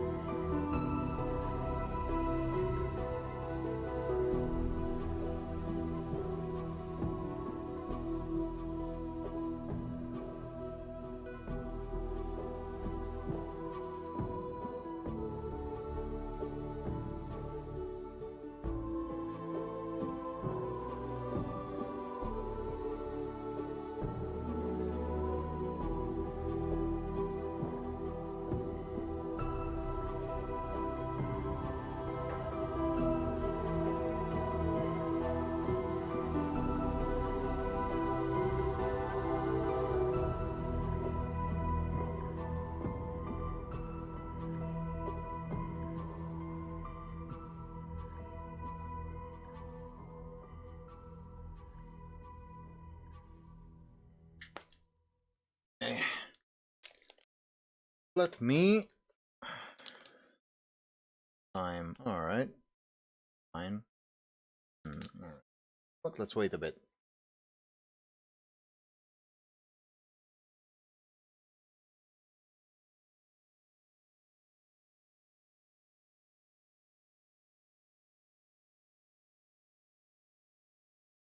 See what the time is. Okay, so that's the time. That's the time of the stream.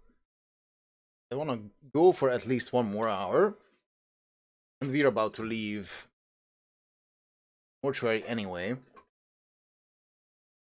see. Save here. Be able to, right? Be able to.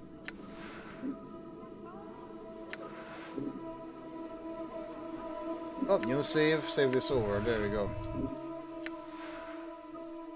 There you go. Alright. Do this.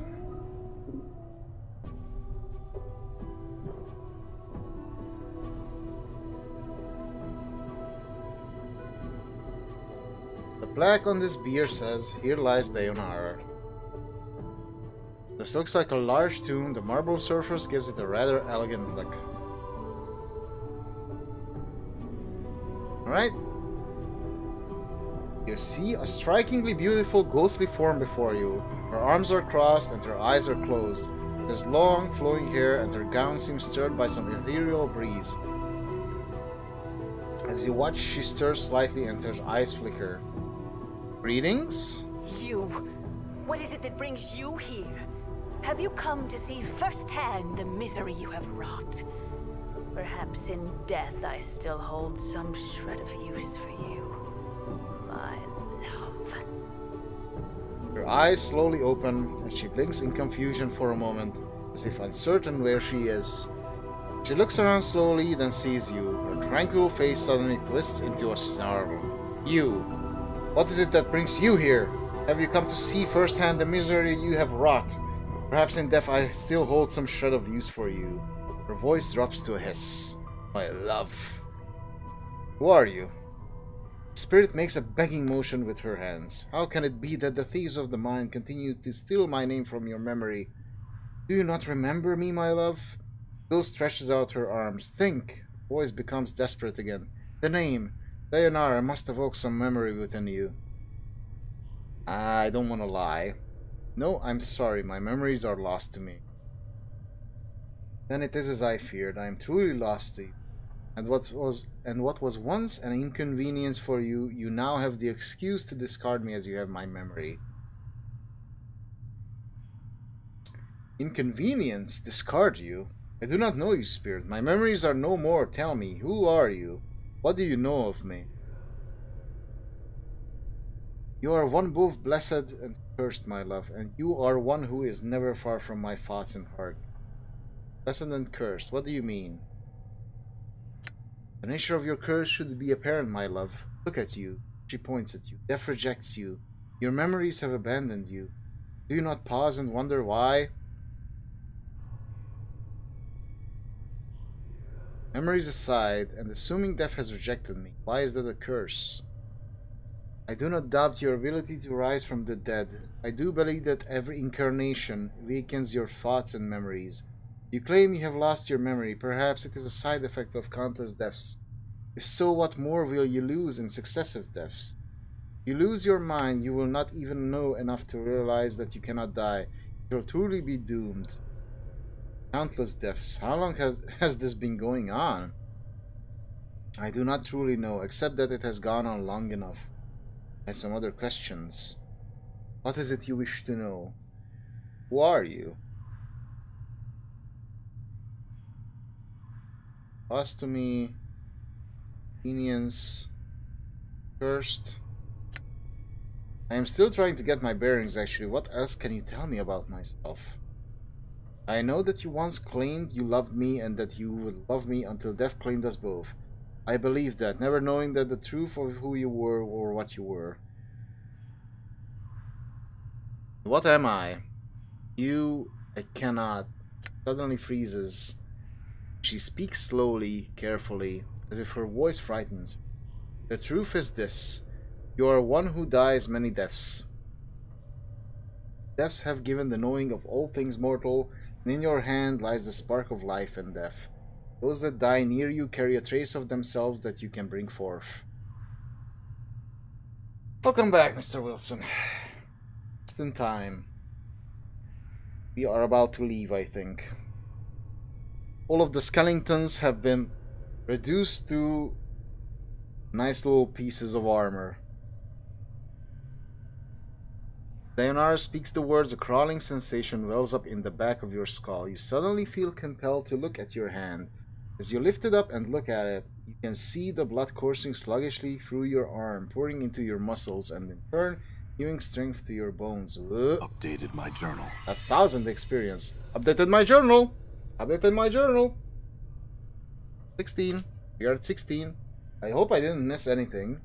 Yeah, updated my journal. And you know Dayanara is right. You suddenly remember how to coax the dimmest spark of life from a body and bring it forth. The thought both horrifies you and intrigues you. Note, you have remembered how to raise others from the dead. To access this ability, select the Special Abilities button in the quick menu. You can only use this on party members that have died in your presence. It will not work on anyone who does not travel with you, and it will not work on party members you remove from the party while they are dead. I had other questions. Is it you wish to know? Can you tell me who I am? Yeah, we had this question. Can you tell me where I am? Where are you? Why you are here with me, my love? In the times when life was something both of us shared. Now it is the eternal boundary that separates us. Eternal boundary. Dayanara sounds saddened. It is a barrier I feel I shall never cross, my love. It is the barrier between your life and what remains mine. See, perhaps you could answer some other questions. I need to escape this place. Can you help me? As you're about to ask Dayanara the question, it catches in your throat. It occurs to you that if you tell her you are looking for an escape route, she may feel you are abandoning her. If you are going to ask her how to leave, you'll need to delicate about it. Dayanara, I am in danger. Can you guide me to a place of safety? I shall return as soon as I can to speak to you again. In danger? Dayanara looks concerned. Of course, my love. I will aid you in any way I can. She closes her eyes for a moment and you watch an ethereal zephyr pass through her body, stirring her hair. After a moment, the zephyr dies and her eyes slowly open. Perhaps there is a way. Yes? I sense that this place holds many doors shrouded from mortal eyes. Perhaps you could use one of these portals as a means of escape.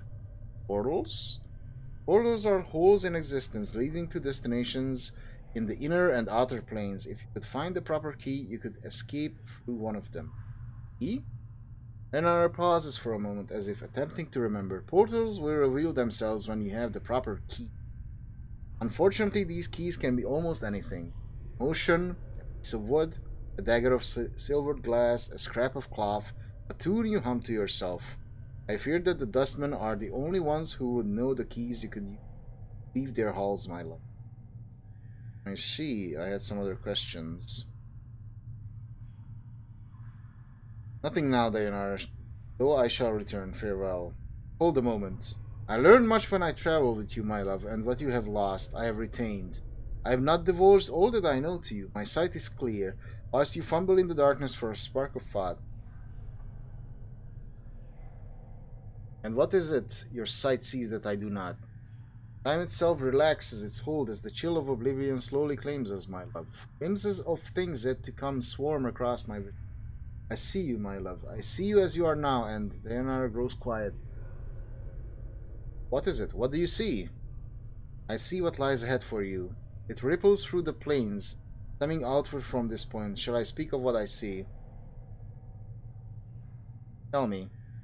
First, I require promise. Promise you will return, that you will find some means to save me or join me.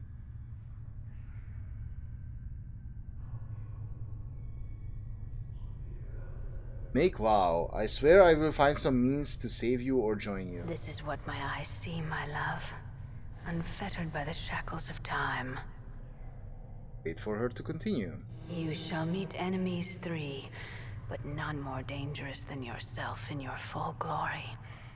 They are shades of evil, of good, and of neutrality, given life and twisted by the laws of the planes. You shall come to a prison built of regrets and sorrow, where the shadows themselves have gone mad. There you will be asked to make a terrible sacrifice, my love. For the matter to be laid to rest, you must destroy that which keeps you alive and be immortal no longer. Destroy what keeps me alive. I know that you must die while you still can.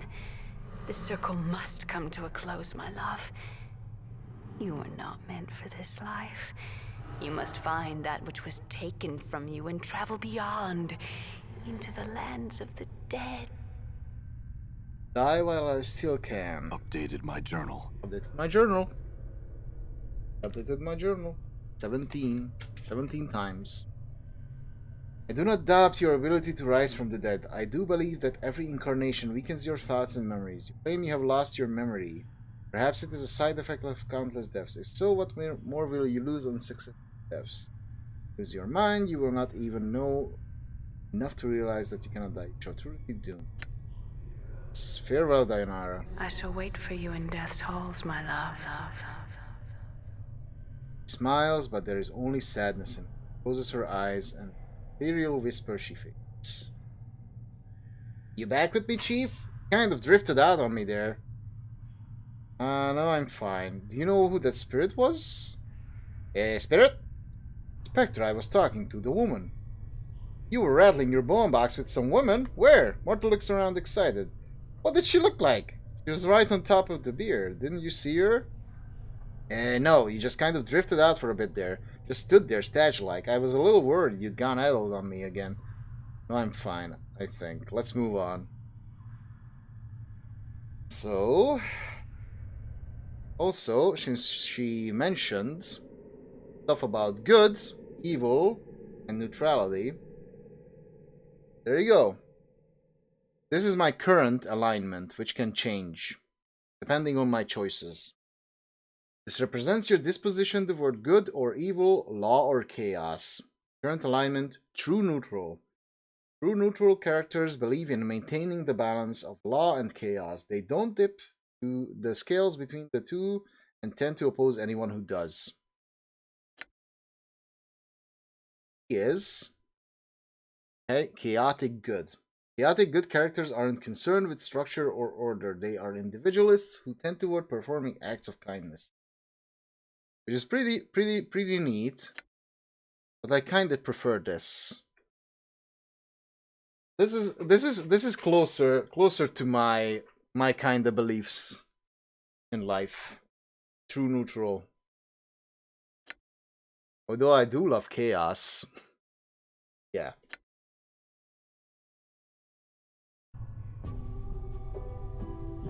And I do know that we will open this portal because I have the key, which is the bone charm.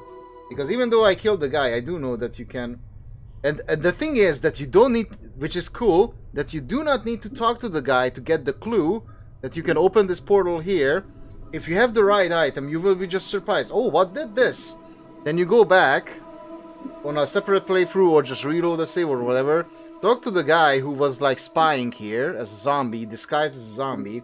And you can get a clue out of him that if you get a curled finger bone, which is this bone charm, and you have it in your possession, you have it in your inventory, and walk to a certain point, which is here, a portal will open. A portal will open and you can escape the mortuary. So this is one of the portals. So we can escape now.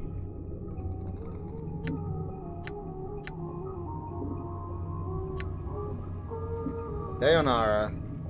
The ghostly apparition, Dayanara, claims she knows you, that you are her love. Whatever keeps her on the physical plane must be powerful indeed for her to stave off death so long. Dying does not seem to have improved her disposition. So yeah, let's leave. Because I don't think I can do anything. Which your Sanctum Key will be good for something else, but yeah. Huh? Uh-oh. The specters are here. They want me.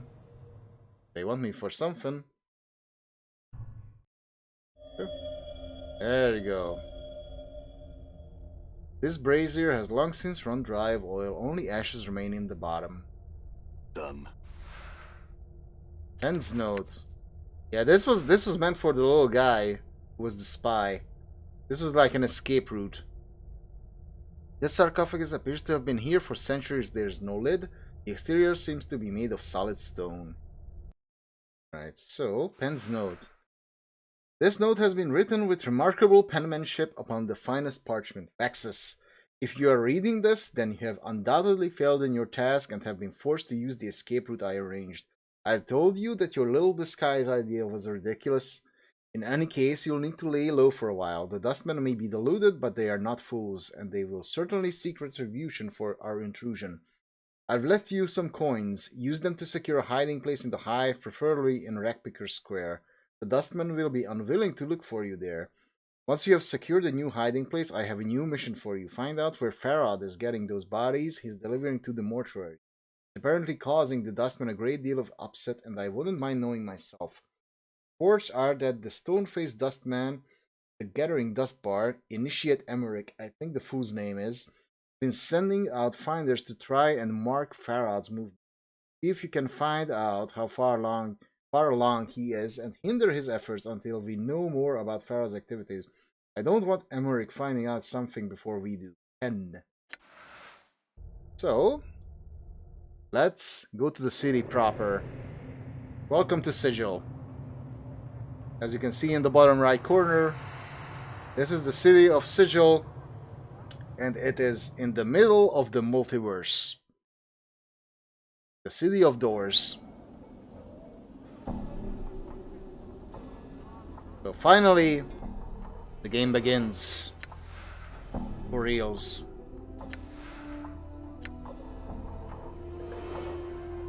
Yeah, the hive will be good. There you go. We are in the hive. Okay. I want to keep going a little bit. Just feeling a little bit hungry, but I think I can still keep going for a little bit. And yeah, the thing that I love about this game, everyone, even if they have the same dialogue or something, you can talk to everyone. Everyone. Like this guy, Hive Dweller. The man squints at you. Morik, is that ye? Perhaps. Yes, I am Morik. I thought ye said you'd never return to Sigil. If Amatel finds out you've returned, you're a dead man. In any case, I still have that scroll you lent me. Here, take it, and leave me before we sin together. Thanks, farewell.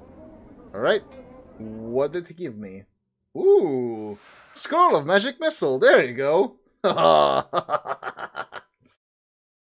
Nice. And I do know that this one thing I do know about Magic Missile in Dungeons and Dragons. Magic Missile never misses. I think that's the whole point of it. 80 feet range. Plus 30 feet per level. Level 1 wizard.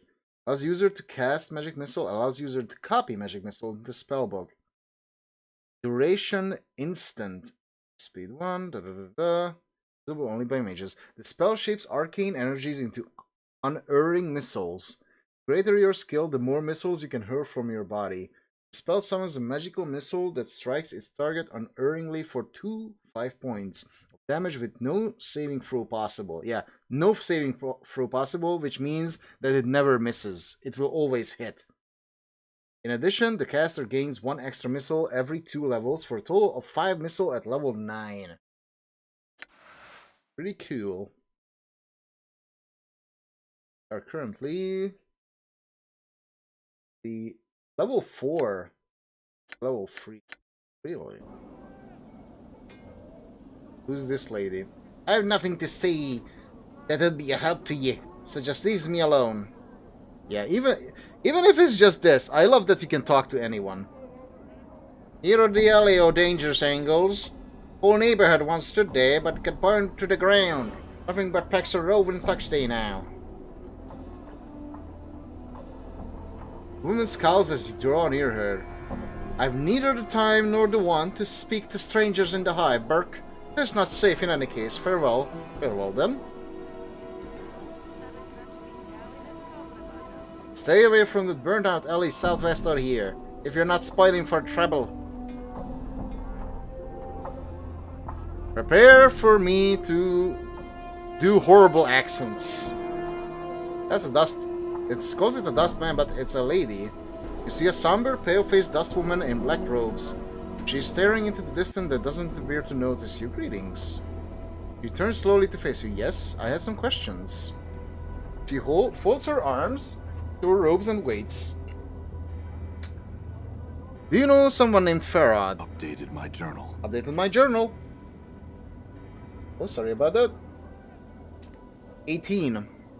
18 updates to the journal so far. If I haven't missed anything, I think it's been 18. I have to keep this joke going. Gorix mentioned that updated my journal. I will update my journal as he updates his journal. I will keep track how many times we update our journal. It's important. Farad is a collector. The woman studies you for a moment. If you would wish to know more of him, I am told that Initiate Emmerich in the Gathering Dust Bar also seeks him. It may be that he can help you. Where's the Gathering Dust Bar? As one leaves the mortuary front gate, head south and west. It lies past the memorial. Also this. This is so good. This is so good. You don't get fucking quest markers. You have to actually explore. And if you talk to people, they will give directions. Like this. As one leaves the mortuary front gate. So where I just basically almost like... Oh no, we came out of that crypt, right? Yeah. So we weren't at the front gate because I didn't leave through the front gate. But yeah, you have to find that. You have to find the mortuary front gate. Then from there you head south and west. So to the southwest. It lies past the memorial. Another landmark. This is a thing that I love. That when they give directions like this, instead of like a location marker or something like that, it's like it marks stuff on your map, but it only marks them once you discovered them, and even then you have to keep track of stuff. So it's great. It will just pinpoint, literally put a pin into important landmarks, but you have to discover them first. Like you have to reveal them on the map. And even then you can still get lost with certain stuff, but you talk to people because you know everything is shrouded in darkness until you discover it. Once it's discovered, it's a-okay, but until then, you need directions. This is great. I love this. I miss this. When it wasn't like, look at the compass. The compass on your map. And then you look at the point and just go from A to B without any thought. Just do a straight line. This is good stuff. This is like how people give directions in real life. This is fun. This is good stuff. Alright, I had some other questions before I go. You're looking for a lost journal. Have you seen one? He shakes her head. Thanks anyway. Farewell.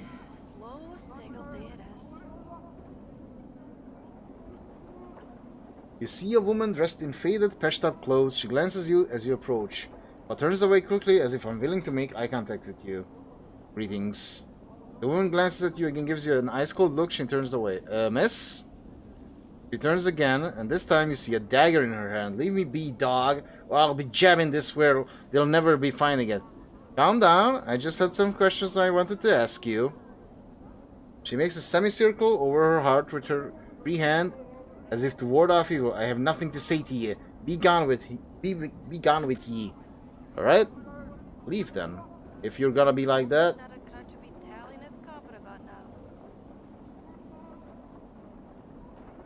I thug. You see a heavy-set looking man. He has a stone-faced expression. Greetings.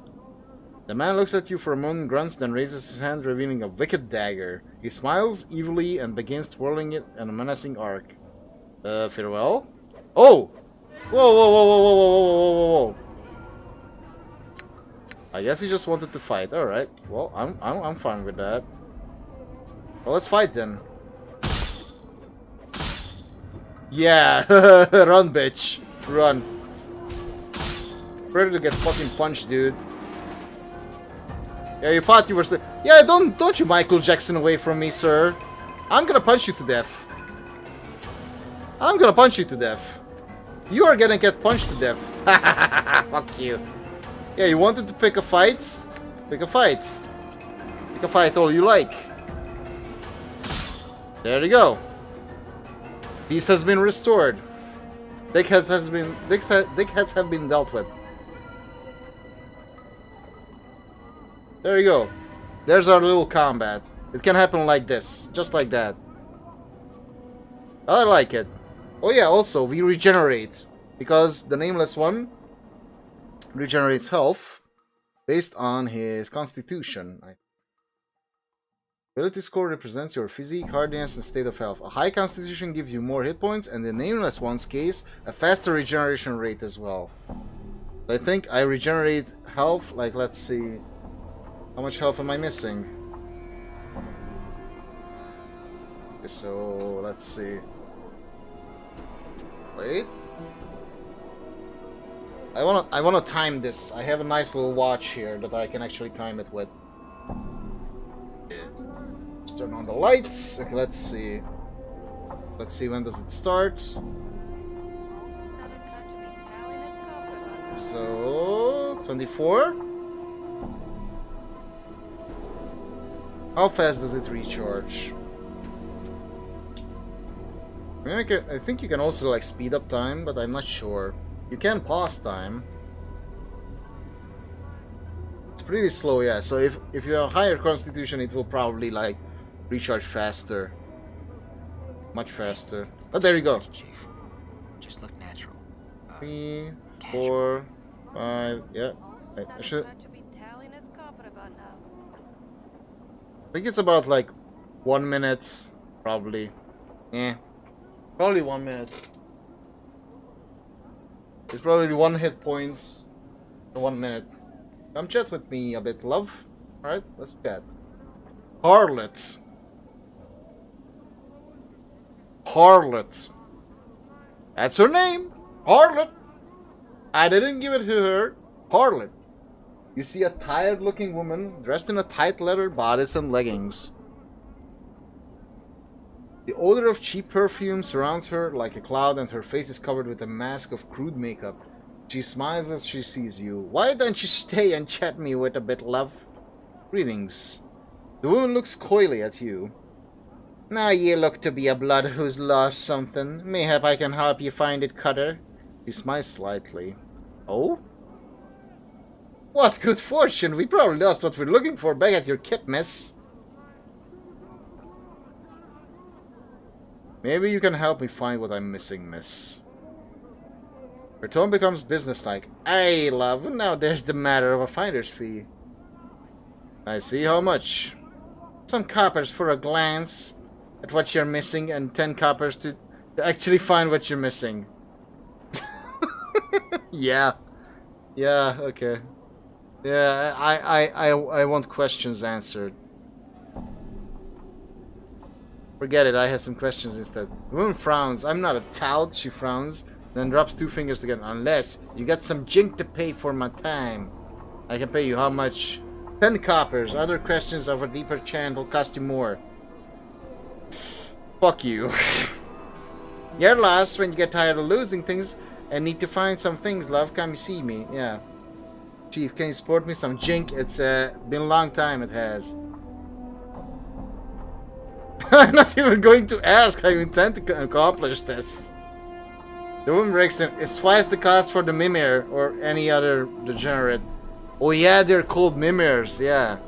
That was the name, yeah. So the floating skulls, Morte. Morte is a Mimir. Mimir? Mimir's a talking encyclopedia. That's me, Chief. I see. Well, don't sweat it, Morty. From the looks of her, I'm probably saving you from dying twice.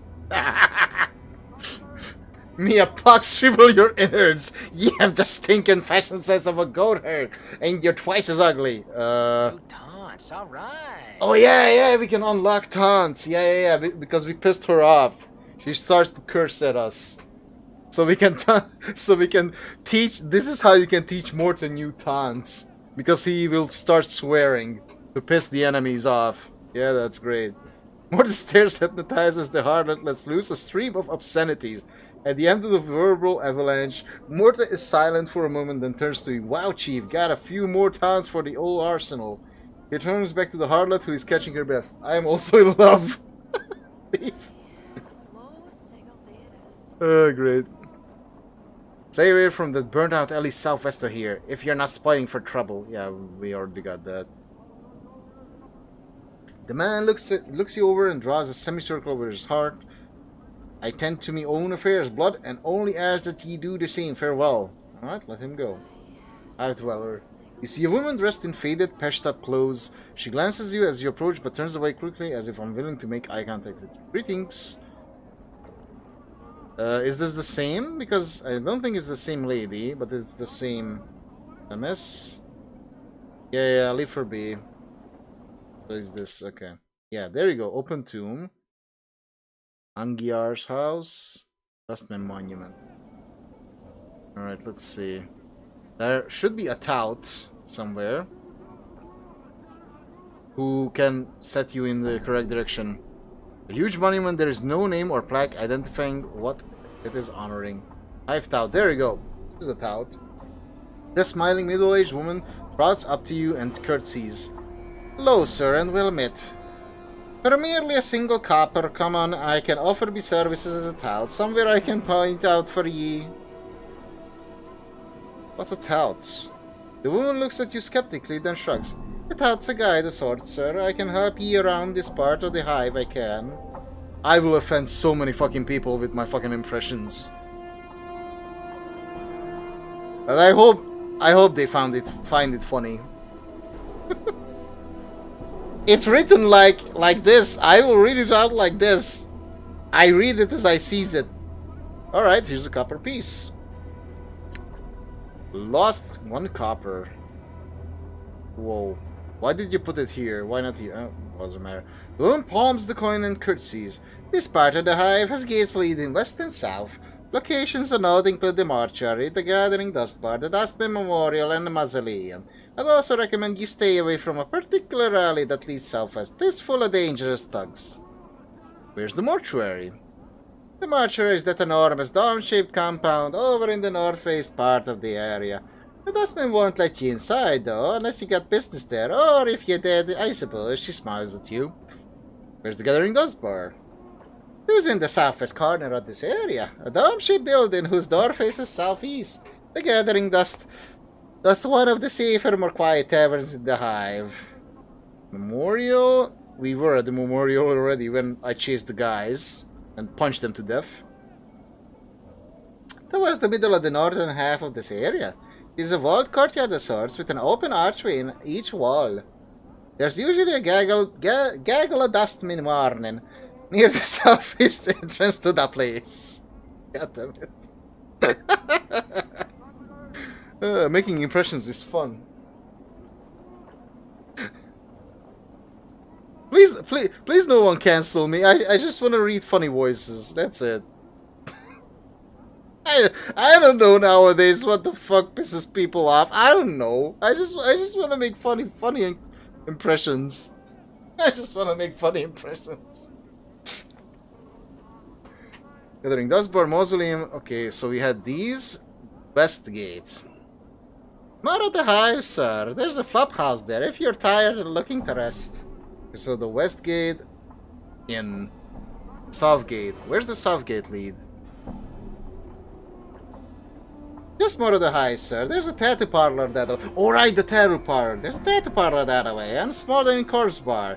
Mesotubs. Oh, Mesotubs there, too. There's a whole building full of them. Alright, that's all I wish to know. Farewell. 1 copper gets you directions. You see a man in tattered clothing. As you approach him, he suddenly stops and begins to look around, frightened. You there, hold a moment. No, let's not scare him. Greetings. The man looks startled and takes a step back. Hey, what you be wanting, Cutter? His voice is shaky and he seems taken aback by your scars. I had nothing on me. Says I don't, and my legs are not worth the trouble. Calm yourself, I'm not here to rob you. I had some questions. I don't fucking know who's talking. I am just possessed by voices, and I need them to come out. The parrot, it's the parrot speaking inside of me. He keeps a safe distance, and his eyes dart from side to side as if expecting something to step out of the shadows. Questions, he said? And, what might those questions be? Can you tell me about this city? What do you want to know about Sigil, then? Is it Sigil or Sigil? But I think it should be like Sigil, but no. I don't know, maybe not. What is this place? The city! The city of doors, the cage. Place where all the doors lead to and from. Center of the plains that gets most of the backwards from all places too. Some say this is where everybody ends up at one point or another. City of doors. Aye. You see, Cutter, the city. He frowns as if struggling with the words. The city's got a batch of doors scattered throughout it. And you see the doors. He frowns again then sighs. The doors? It's a cool band. Let me rattle my bone box with a little more sense. You see, there's doors all over the sigil. But they don't always look like doors. They're more like portals, see? And they can be just about anything.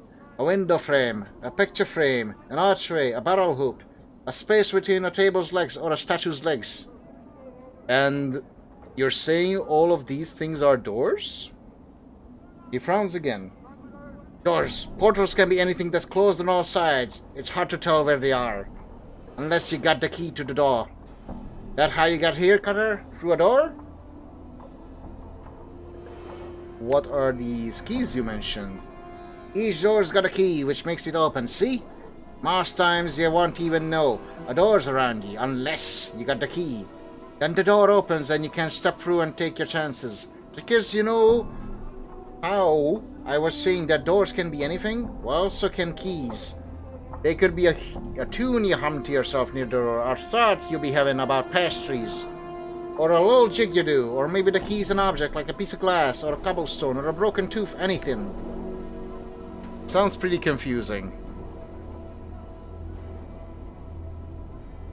You got your state, you do. I wasn't going for Italian, I was going for like Scottish or Irish or Welsh or whatever the fuck. I'm trying to, you know, they get a bunch of ye and these kinds of words. It's like, I don't know. It reads like that to me. Where do all these doors in the city go to? He shrugs. Doors can go anywhere, Cutter. Some don't even lead to the same place twice. I'm doing a fucking pirate voice, that's what I'm doing. He sighs. You see, such is the way a number of the doors that they lead to almost anywhere in the plains. Anyway, it's just that there are some damnable many of them. It's hard finding one that takes you right where you want to go.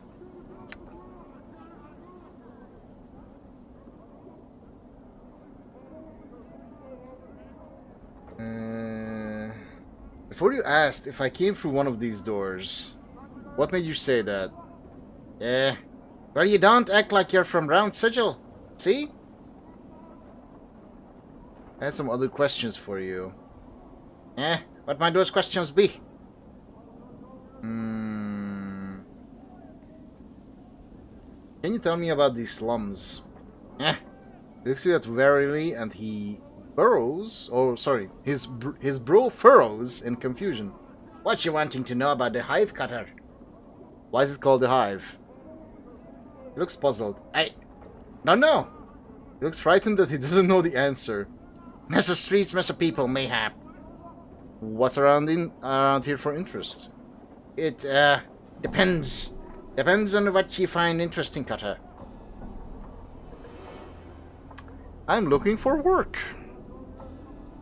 He thinks. Precious little, eh, honest? Work to be found around here, Cutter. You can hunt some brain vermin for some coppers. Pass them off to the branch office of vermin for some jink. I hear tell, but messing with the brain vermin is dangerous work, though. You can also gather some deaders around the hive. Take it to the mortuary for some jink. Brain vermin. Aye, nasty little critters. Bears his teeth like a rat. He looks pretty foolish. Alone they're barely nothing at all. It's just when brain vermin get together, they get all smart. The more of them are around each other, they start getting as smart as human. Shakes his head. Nobody in their right mind wants that to happen. Hazard to everyone's health it is. What other work is there in the hive? Precious little, yep. Where's this branch office? It's next to the hive market. Go spy over that's south and west of the mortuary. 3 or 4 blocks and you'll dead into it. The rat catcher's mind midair out in the front can miss it. Oh my god, what are these words, man? Blech. It's hard to read and then it's hard to do an impression of reading that. Blech. Do name someone named Farad. Name's not one I know, Cutter. Who's he? He's a collector, I think. He thinks, well, then he most likely has his kip in Rackpicker Square then. He might want to look there, during the day that is. Not a nice place at night. Mexican! Oh my god. I sound Mexican now, great! I'm going all over the place. It was Irish, Welsh, English, what is it, Mexican, Italian, I don't know, pirates. Who cares? Who cares? Cancel me. I don't care. Who cares? Cancel me. I just want to do silly voices. It's silly words. Where's this Rackpicker Square located? Can't talk. It's a few blocks from here. Go fast from the mortuary as far as you can go, and route into it. Careful when you're around there, though. Qatar, the collectors there don't want to wait for a body to die before collecting on them, aye.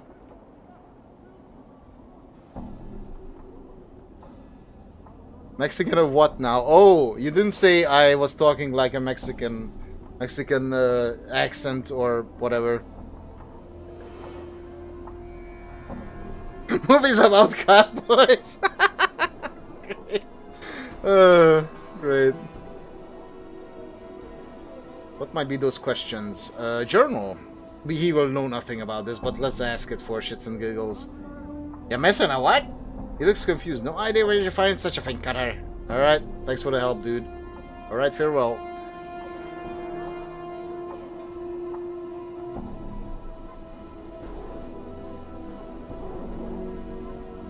Let's see. The woman scowls at you, drawn here. Yeah, doesn't want to talk. Liam? I thought I'd never see you again. Or, I never thought I'd see you again. It's been, what, 4 years? You looks... Well, no matter. Say, here's that 100 copper I owe ye. I would have returned it to you sooner, but it was as if you disappeared off the face of Sigil. I got to be eating away now, Thillium. Very well.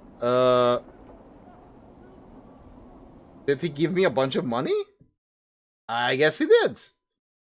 I have 311 coppers now. Alright. Well, that's cool.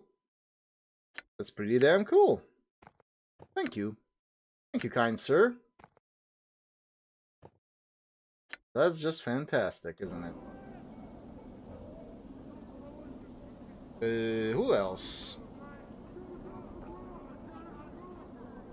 Oh, Anna.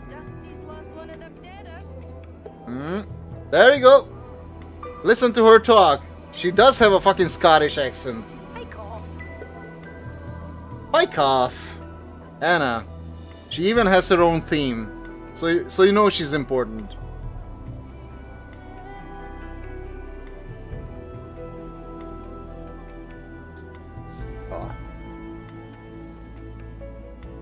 You see a striking red-haired girl dressed in leather armor. Her right arm is covered with a series of interlocking plates that look as if they were taken from the skin of some creature, and the horn shoulder piece protects her left arm. Oddly enough, she has a tail that is flicking back and forth as you watch. Pike off! Greetings. The girl ignores you. Who are you? The girl sneers, then makes an obscene gesture with her tail. Fuck off, you clueless sod. Hey, easy, I just had some questions. Aye? And what is it you want? Can you tell me where I am? You're lost? But you're about to find trouble. Make yourself lost somewhere else, bubber. I had some other questions I wanted to ask you first.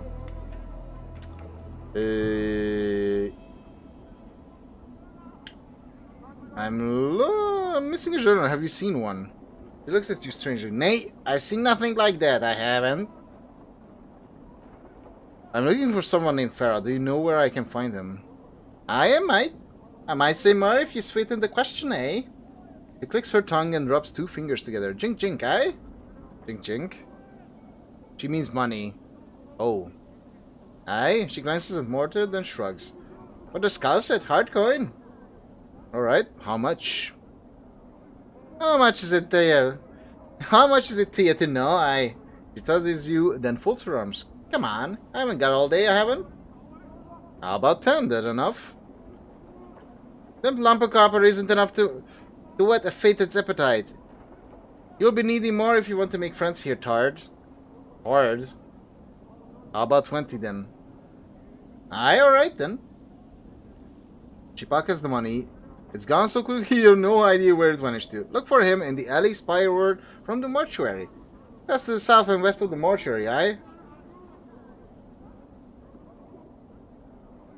In the alley spireward from the mortuary, which is a trap. She is basically sending us into a trap. That's it. And some other questions. You know you've got a tail? Do I now? The girl looks at her tail. So I do! And here I was thinking that it was a trick of me eye. My, aren't you a sharp cutter? She bares her teeth. Why don't you piss off to whatever hole you crawled out of and leave me be? Me nor me tail is for trade, Jig. I was just... Alright, I was curious.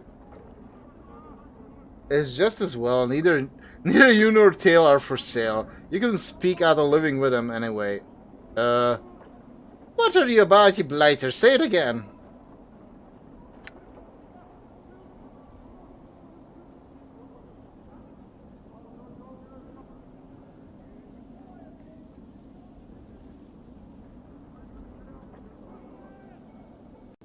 He said, and I disagree, that you couldn't make a living selling yourself. What nice people.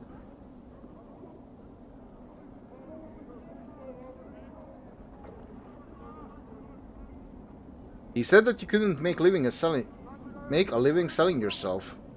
Oh, aye. It's good I sell corpses then, aye? You look ready for the dustman's furnace, Skull. Sell corpses. Aye. The dustman pay a little jink for anyone with a will to scrape the others off the streets and bring him to the mortuary. This is me territory, though. So don't you think about fishing for debtors here, right? Your territory? Aye, my territory. What, is the gulf between your ears so wide that me words echo? Ha! You ask too many questions, scab. Fuck off. And need someone else. And nail someone else with your questions. Oh my god. I need to practice, like, reading out loud and doing fucking silly voices because, oh boy, is it difficult. I just had one more question. About that, I have nothing more to say to you, Burke. Get. You better watch your tongue, girl, or it's coming off. You better remember that if we speak again. Aye, pack after whatever you came from then. Farewell to you too. Looks like the Dusty's lost one of the debtors. Out. The post, yeah, zombie. The post. This filthy looking corpse is in sad shape, its shoulders are slumped, and one of its legs is broken, causing it to lean to one side. Stains cover it from head to toe. Judging from the smell and the texture, the stain run from the rotten fruit to mud and bird droppings. Ew. To add to the indignity, graffiti has been carved into its body and several notices have been nailed into its chest, back, and head. I thought I was in bad shape. Don't all these nails hurt? The corpse makes no response. Examine the corpse. Despite the many stitches, the corpse's rotting skin is peeling in several places, revealing long stretches of muscle and bone. You'd guess that this zombie is frequently used as target practice. The fruit and mud stains aside, some of the tears in the skin still have rocks and bits of glass lodged in them. One wicked-looking cobblestone is still embedded in the side of its head. Pry out the cobblestone. You grab a hold of the cobblestone and pull it out of the corpse's head. Traces of brain matter and rotting flesh slowly drip from it. It looks like whatever was in its head turned ooze long ago. Examine the corpse. Examine the graffiti and notices. A number of the leaflets have been ruined by rain, but some of them are still legible. One tag to his back is from something called the Office of Vermin and Disease Control. The one on his forehead looks like a bill of fare for a restaurant. One on his chest looks like an official notice, and another appears to be some sort of want ad. Alright, let's see. Look at the post for Office of Vermin and Disease Control. To those hive citizens wishing gainful employ with the most honorable and generous sigil government, inquire forthwith at the Office of Vermin and Disease Control to help stamp plague of brain rats. Bounties paid. Copper given for each rat tail brought. Tails must be genuine and from rat only. No cat, no dog, or fiend tail accepted. Office several streets south and west of Mortuary Gate in Lower High. As for official inspector in charge, respected Phineas T. Lord, the 39th, I guess. Examine the other Examine the other notices. Right. Yeah. Examine.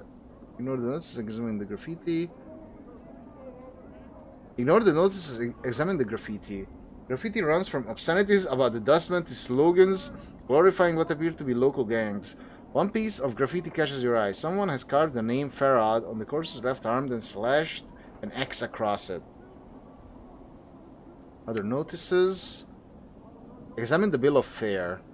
Someone has posted a bill of fare for the Gathering Dust Bar, but the bill of fare cannot be read as the words Smoldering Corpse Bar have been scrawled in charcoal over the bill. Smoldering Corpse Bar. The zombie immediately jerks its left arm upwards and points far to the southeast. A moment later, the arm falls back to its side with a thump. Reminds me of a job I once had. He seems embarrassed. Well, I mean, without the arms. I wonder if this would work with the other notices. Examine the official notice. Public notice. By the order of the Judiciary Council and in accordance with the citizenry of Sigil, let it be known those defacing a registered servant of the Dustman, either by graffiti, malicious attack, or by posting notices will constitute felonious assault, and the perpetrator will be answerable for the vandalism of said servant by order of the Hall of the Speakers. Other notices. Official notice. So this is the official notice. Then bill of fare was the Smoldering Corpse Bar. The want ad. Wanted. Able-bodied person willing to investigate a matter of the utmost importance to the Dustman cause will offer suitable compensation upon successful completion of said task. Interested parties inquire with Initiate Noroj, Gathering Dust Bar. The Gathering Dust Bar is... points to the west. So we are here. Other notices? Anything I left out? Don't think so. I leave the corpse in peace. Harlot again. Gathering Dust Bar. So this is it. There.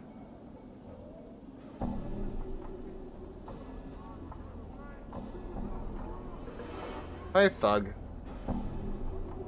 Seedy looking Fog reeks of trouble. Greetings. The man knocks you over and spits at your head. What? Looking for a fight, are you? No, I just had some questions. Too bad, Sod. Because you gets a fight. The man draws a long-bladed knife. Well, if you want that, I can give you that. 6 damage, huh? Well, aren't you fucking cool? Oh, Morte is very good. Good is done. You know what? I wonder. Can I hit this guy? Whoa. Damn. Critical miss, really? I keep missing with this shit. Whoa, should I use a knife? I don't care. So I get... Okay, but I can hit him. Good. So I guess it's been more to saving my fucking ass. Alright. Better not. Cobblestone. This is a polished cobblestone that was lodged in the zombie's skull. It still has traces of brain matter dripping from it. Oh, that's just fantastic. Need to sell some shit too. We need to get to the market. Oh wow. Yeah, Morta is just too good. He's so fucking fast. Let's see. I'm gonna see.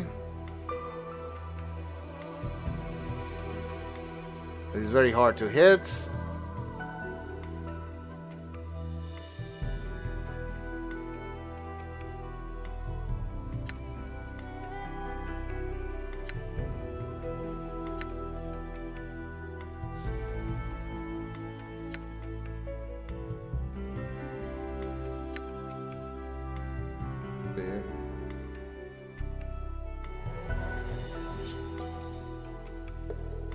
See now. Also, the speed.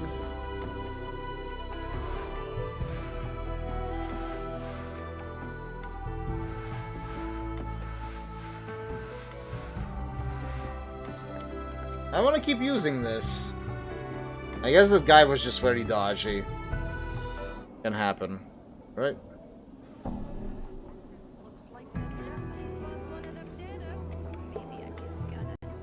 Heavy set looking man, he has a stone-faced Christian. Greetings.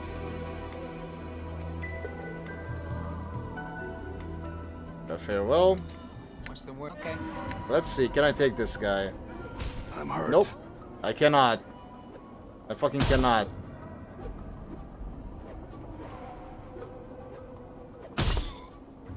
Oh, okay, so I can take him. I just miss a lot still.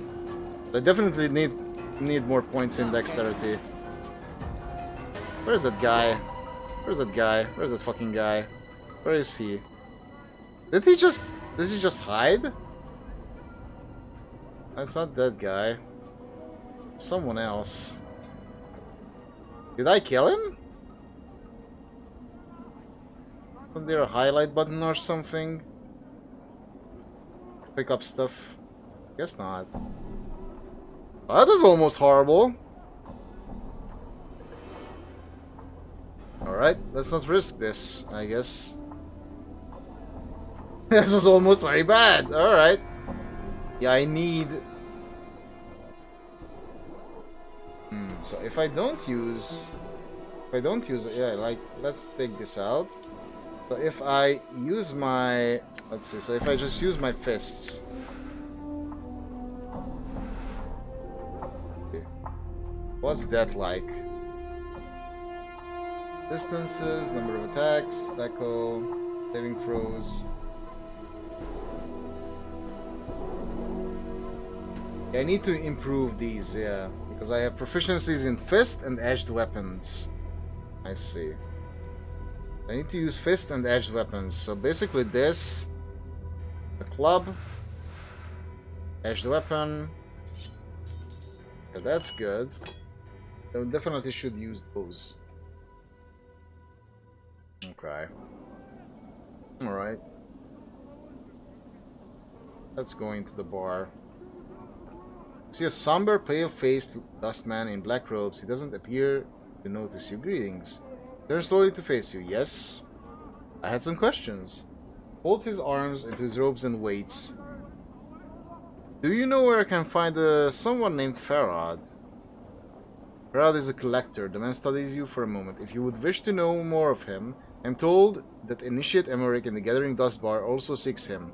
It may be that he can help you. Where's the Gathering Dust Bar? One leaves the mortuary front gate, heads south and west. Flies past the memorial. Well, we are right here, so you could just say that we are here, but alright. Chief, what are we doing in here? I'd say we just give this place the laugh, alright? No more that we need to do this. Emmerich? But there was also a Noraj. Yeah, this guy. Let's see. So this is the Gathering Dust Bar. Save. Yeah. Dust Bar. Great name, by the way. Alright. Oh. I think for now, though, I will call it here. This is a good enough first episode for this series. I want to do. Got out of the mortuary into the sigil. Did some silly voice acting, and I will continue from this point on, doing work for these guys and figuring out how to find Farad. Walk into some death traps, die along the way. Yeah, we'll see. For now, this is enough, I think. So for now, thank you so much for joining me. Hope you enjoyed. Thank you, Mr. Wilson, for being here. Hope you enjoyed as well, and hope you have a great rest of your day.